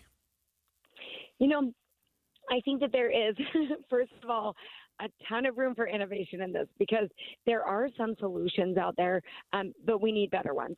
One of the big conversations is around childcare. If it's necessitated that you have a dual income in order to afford a house, if you live in, anywhere along the Wasatch Front or in many places throughout the state of Utah, the lack of access to childcare becomes a really big problem, and that's an issue of just, number one, cost is super high, and number two, there just aren't enough facilities or people able to provide that. So I think we need to look at childcare as an option. There are a lot of different ways to look at that. We've heard about child tax credits before. Are you giving them that so that they can use that money, or there are a few different options with that. Another thing that we need our policymakers to do is to start looking at the natural ebbs and flows in a human's life.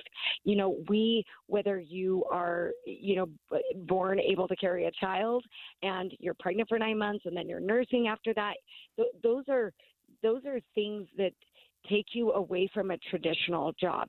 And the way the work week was set up, back in the day, women were not a part of a work week. And so we need to kind of be able to go with these ebbs and flows in life and honor, like, this is a time when this person's not going to be as available. Oh, now they're back. So I think we hear about the returnships. We know that our Lieutenant Governor Henderson has really been pushing that. Like, maybe you've been at home for a few years, now you're coming back. Let's honor that and honor the skills you have. So I think there are some things around creating just those interventions in how we think of a work week, and maybe that looks different than what we think it is now. Emily Bell McCormick, thank you for joining us, founder and president of the Policy Project. Great ideas. We've got to have her back on. I want to hear more about some of these changes that need to happen in her view to make it more amenable for women and moms to be in the workplace. I could sit here for hours and talk about the struggles that I faced as a mom and as a pregnant woman on air, trying to muddle through my regular shift, exhausted, and also having complications as well. I had pregnancy complications, particularly with my first. But I wanted to get back to what we were talking about with, the joy that kids bring. And you'd said there's that bucket of joy. And I realized that after my kids moved out, how much meaning they had brought to my life. I knew it when I was in it, right? But it was just always go, go, go, go. And now that I have a time as an empty nester to reflect on how critical they were to me. It is and they continue to bring meaning. So it's the joy of parenting. Yeah, the joy of parenting. It lives on and on and on. It's 11:31 at KSL News Radio. I'm Dan Bomas. KSL's top local story this hour. We have breaking news. Salt Lake City police say they've found a 15-year-old girl who's been missing. Peyton Jones went missing Friday, was considered at risk. Officers are now reuniting her with her parents and thanking the community for the tips that helped them find Peyton. The Republican primary to replace Congressman Chris Stewart takes place next week.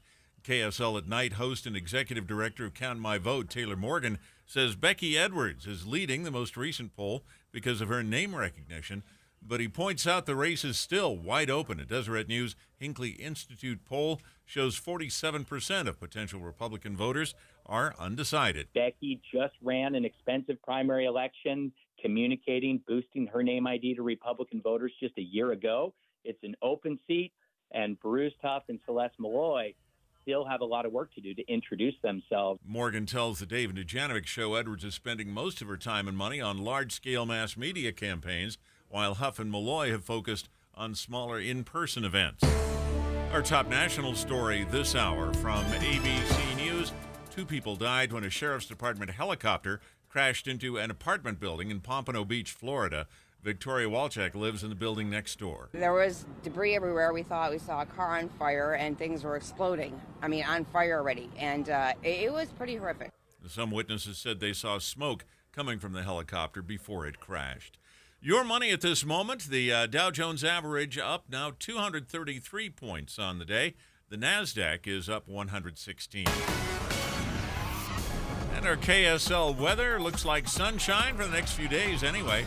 KSL News time is 11:32. Start your days with knowledgeable, friendly voices telling you about the latest news and weather out there. Hi, this is Tim Hughes and Amanda Dixon In the business of waking you up each morning from 5 to 9. on KSL News Radio. Hey guys, are you over 30? Let's talk about testosterone and performance. Your testosterone can decline at an average of 1 to 2% a year after you turn 30. And Revive Men's Health have been experts at treating men with low testosterone and ED since 2011. We're the clinic guys come to when their current treatment isn't working. They have a complicated medical condition, or they're just not happy with their performance. We love what we do and the patients we care for.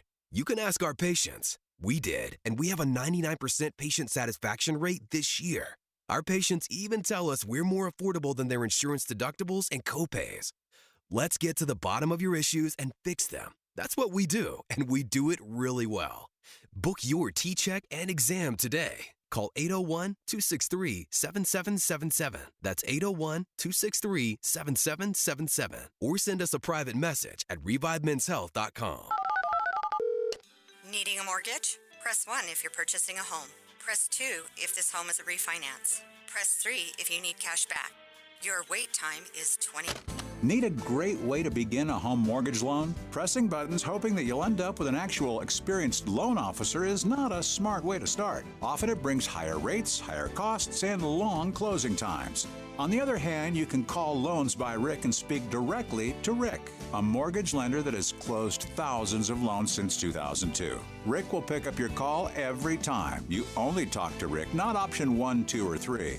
Closing is fast in 12 to 22 days from submission to clear to close, with low rates and low closing costs. Call Loans by Rick at 801-809-SAVE. That's 801-809-SAVE. Or click loansbyrick.com. Rick Kirschenbaum, NMLS 241179, and Vintage Lending, NMLS 287106 are equal housing lenders. You trust us for news and information in your car. Now trust us at home. KSL News Radio is your window to the outside world, keeping you informed on the latest breaking news, weather, traffic, sports, and more. Listen on your Amazon Echo or Google Home device. Just say, Alexa, open KSL News Radio, or listen on the KSL News Radio app. Text the word app to 57500. KSL News Radio, Utah's all-day companion for news.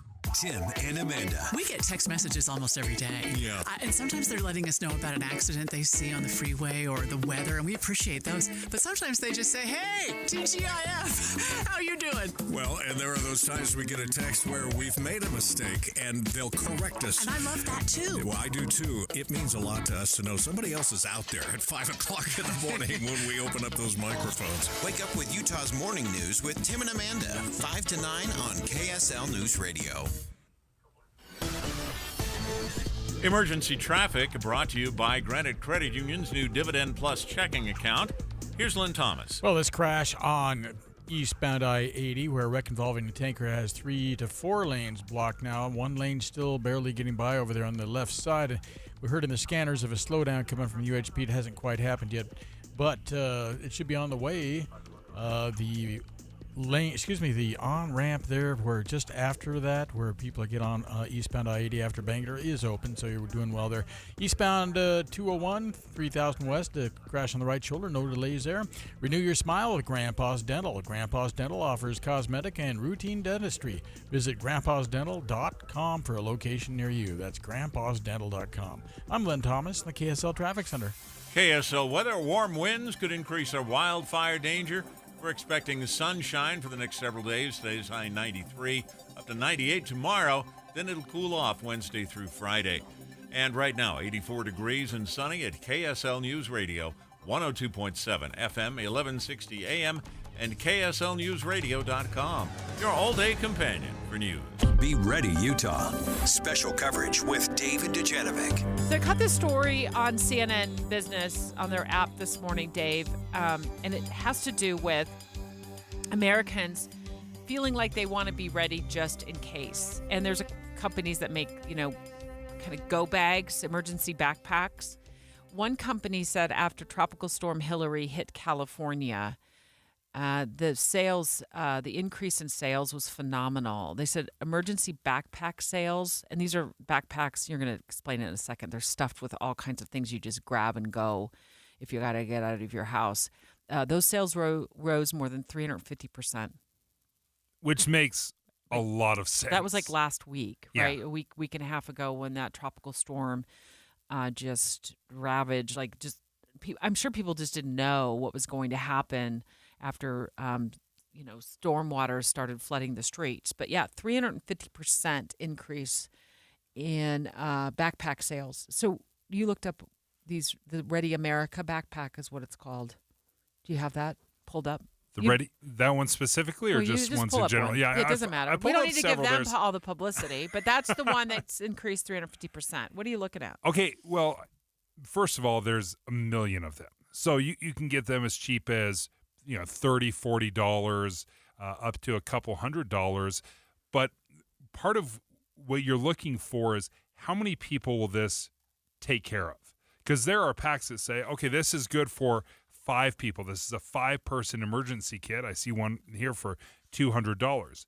A 2-person emergency kit for $120.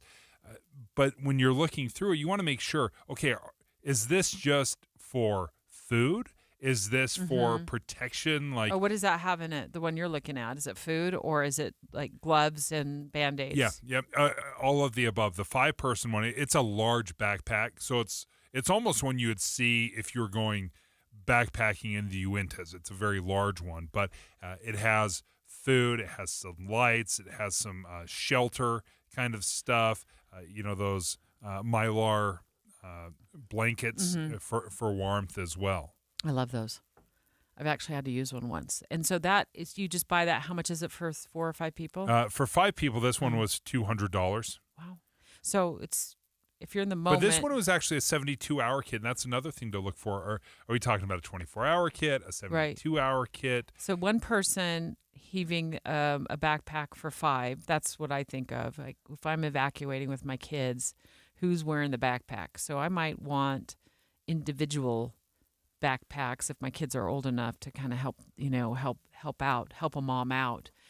You can also throw together your own, and that's what this story talked about. We're talking about a story on CNN that there was a 350% increase in personal emergency kit sales after Tropical Storm Hillary bared down on California. And that was just within the last, 7 or 10 days or so. It was wild there. They said make sure if you're DIYing this, if you're doing your own kit, make sure there's some water, food, flashlight, first aid kit, extra batteries, a whistle. So there's this huge list on beready.utah.gov or any, if you can't find that site, there's other sites as well. But local maps, because if your cell phone goes down, you might need a paper map. Wade, are you there? I am. Hi. Good morning. You've been eavesdropping. Hi. Wade Matthews, Be Ready Utah Division of Emergency Management. Are you surprised about the increase in sales, or happily surprised, no, I guess? Yeah, I'm definitely encouraged, but at the same time sad a little bit because it's a sign that people wait until it's too late. They wait until after the fact to take action towards preparedness, and that's kind of what we're seeing in California there. But it is encouraging that people now are going out and getting kits and getting prepared.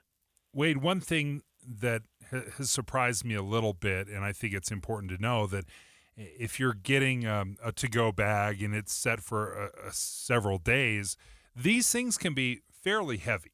There's some, of course, that are super light, that don't have a lot in there, but some of these are heavy. So I think part of it is be prepared. This isn't necessarily something you're going to load 3 or 4 onto your arms and haul them out of the house. No, exactly. And there's so many different kinds of scenarios that we might be talking about. maybe our home's damaged and we're just digging these out and taking them in the backyard and setting up a camp in the backyard and living off of those for a few days in the backyard. Or we might be throwing them in the car as we're evacuating to go to a Red Cross shelter or a family member's house somewhere out of the evacuation area. It's not likely are we going to be putting these on our backs and hiking over a mountain someplace. There's different scenarios. But yeah, it's best, as Debbie was talking about, to kind of have them personalized and everyone kind of carrying their own versus one giant one that just a big man can carry. Yeah. We'll also think about Maui, what was happening in Lahaina, where people were in their cars initially, but traffic came to a standstill, and they were inching for hours, and here come the flames, and people had to ditch their cars. And I heard one family's harrowing story where they ran into the ocean and spent a night in the ocean as an entire family huddled. And I thought, first of all, that nothing will ever come in the middle of that family. They'll be close as can be forever. But the son, it sounds like the older son put the family's evacuation emergency kit on his back or carried it so mom and dad could carry the younger kids. And they weren't in their car at that point. They were in the ocean, and that bag had like one blanket and other stuff in it, but they were able to use that blanket even though it was wet. So I think about that too. You might put it in your car, but you probably don't want like a duffel bag. If you have to start walking with the thing, you probably want it in a backpack.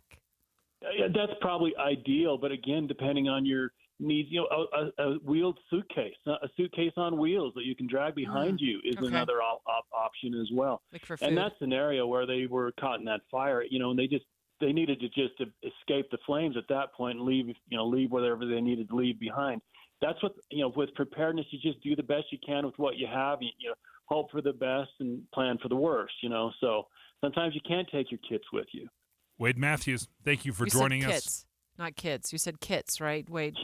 Kits. With disaster supply kits. Correct.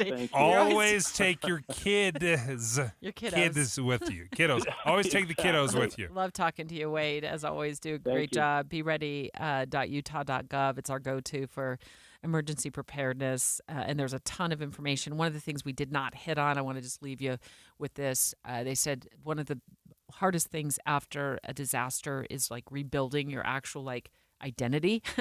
And if you lose everything in a house fire or in a flood, it's hard to do. So photocopy those important documents and make sure that's in your emergency evacuation kit.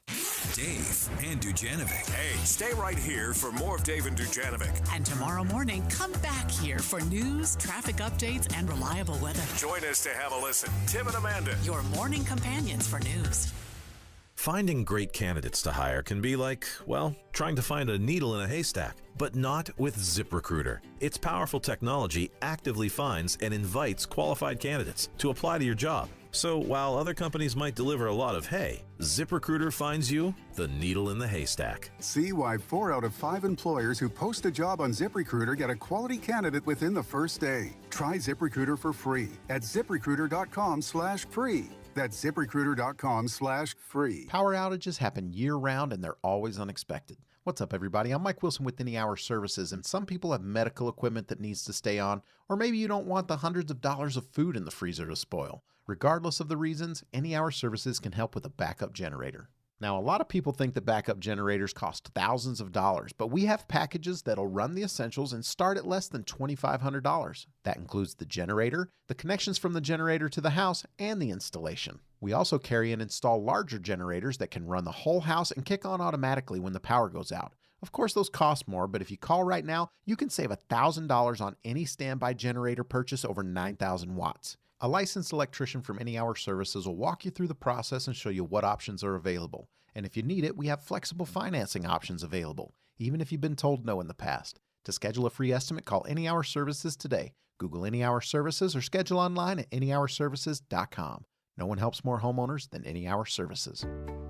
Tim Jr. here from RGS Exteriors. And let's face it, it's time to update the look of your home's exterior. When was that thing built? In the 50s, 70s, 90s, the 2000s? Well, it's looking like it. Faded siding, drafty windows, leaky gutters. It's time to take action now. RGS Exteriors has been taking Utah homes from drab to fab for over 5 generations. We only use the highest quality materials like James Hardy siding, and gutter topper gutter covers. You'll be blown away by how much different and better and awesome your house can look. Your neighbors will be jealous, your home value will go up, and most of all, you're going to love it. Everything we do comes with our industry-leading 10-year everything guarantee, so you can sleep like a baby, knowing if anything goes wrong, you're 100% covered. For a free estimate on your gutters, windows, siding, or anything on your outside of your home, call RGS Exteriors at 801-280-3110 or visit us at rgsutah.com. That's rgsutah.com. This is Derek Miller speaking on business. Wadsworth Development Group is a family-owned boutique firm and experienced national brand that is developing the future of commercial real estate throughout the Intermountain West, from Washington to Arizona. Chief Investment Officer Cade Wadsworth joins us with more. While Wadsworth Development Group started in 1996, the Wadsworth family has been doing business in Utah for 50 years. Our portfolio includes everything from office, retail, and industrial projects to multifamily and mixed-use developments, and so much more. Ultimately, our goal is to build world-class teams and partnerships that create and preserve our brand. And this includes our affiliates, Alpha Development Group, a multifamily development platform, Salt Lake City Global Logistics Center, a 3,000-acre logistics park in the northwest quadrant of Salt Lake County with capacity to build over 50 million square feet, and Roots Management Group, currently the 5th largest manufactured housing platform in the nation. Wadsworth is also partnered with Comena Group and Lincoln Property Company to be the master developer for Phase 1 of the Point of the Mountain Prison Redevelopment Project in Draper, which will include over 5 million square feet of mixed-use product, including office, retail, and residential. With a reputation for minimizing risks and maintaining long-term relationships across the industry, Wadsworth Development is cementing its future as a leading strategic partner in commercial real estate. For more information, visit the Wadsworth Development website. I'm Derek Miller with the Salt Lake Chamber, speaking on business. With the 3 things you need to know this hour, I'm Dan Bomas. First, a poll of Republican voters in Utah's 2nd Congressional District shows Becky Edwards leading the primary field, but almost half the voters haven't yet made a choice. Second, the judge in the federal court case charging former President Trump with interfering with the 2020 election has set the trial date for March 4th of next year. And third, 2 people died when a sheriff's helicopter crashed into an apartment building in Pompano Beach, Florida. Right now, 86 degrees and sunny in Salt Lake City. And back to David Dujanovic on KSL News Radio. David Dujanovic. In honor of our new show, our BYU preseason special with Mitch Harper and Matt Viamonte, which will air tonight, right? No, that airs Wednesday from noon to 1. I think we also have a show airing tonight as well, right? From 6 to 7. It's a call-in show. I got the big yes in my ear. So yeah, we have. So that's going to be really cool. I'll be listening tonight as well. They've flagged this on Twitter, and it was from a USA Today article where they break down which colleges have the most generous athletic boosters. Like they just pile money into these college programs. Yeah, and they measured only public schools, so you're not going to see BYU on this list. So what's a booster, first of all, Dave? Basically a fan. It's a fan that has money that they want to donate directly to the athletic program. Okay. So what stood out to you on this? This breaks down dozens and dozens of schools and how much booster money they've received. Who's number one? No surprise, it's Oregon. Why is that not a surprise to you? Phil Knight and Nike. Phil Knight loves Oregon, and he is taking care of Oregon for years and years. That's why every time they play, every week, they have new uniforms. It's the hottest and greatest and brightest. Really? It is wild. Texas A&M is second, and this is over, a 17-year period. This isn't all in 1 year. So Oregon has taken in almost $1 billion in 17 years from boosters. Texas A&M, not too far behind, if you will, at nearly $850 million. What else stood out to you, Dave? Yeah, the Texas schools, obviously, a lot of this is it's football driven. Let's be honest. The reason these kind of numbers are coming in like near $1 billion, this is driven by football. And boosters will pay for a lot of different things. It could be a new training room. It can be a coach's salary. Now, if you're I asking, have on the pie chart here also athletic student aid. scholarships. So scholarship Yep. money, and also medical expenses as well. And did you say game expenses and travel? Yeah. So there's a pie chart that actually breaks it down, where the money goes and like where it comes from and all that other stuff. So there's definitely a use for it. Where does Utah fall on that list? That's a great question. Number 51. Number 51, which, to be honest, it kind of surprised me. I would have thought that they would have done a little bit better, but Utah over the last 17 years have raised $160 million, which is a huge number, of course. Alex Curie joins us right now, host of Unrivaled on the Zone. Alex, I guess you're not surprised about Oregon, not surprised about the Texas schools, but what do you think about Utah coming in at number 51? Yeah, it's interesting because I think that, this 17-year span covers, that's only 11 of those years are when Utah's in the Pac-12. And, we're still living in Mountain West world at that point. And this is also prior to, it included 1 year of NIL.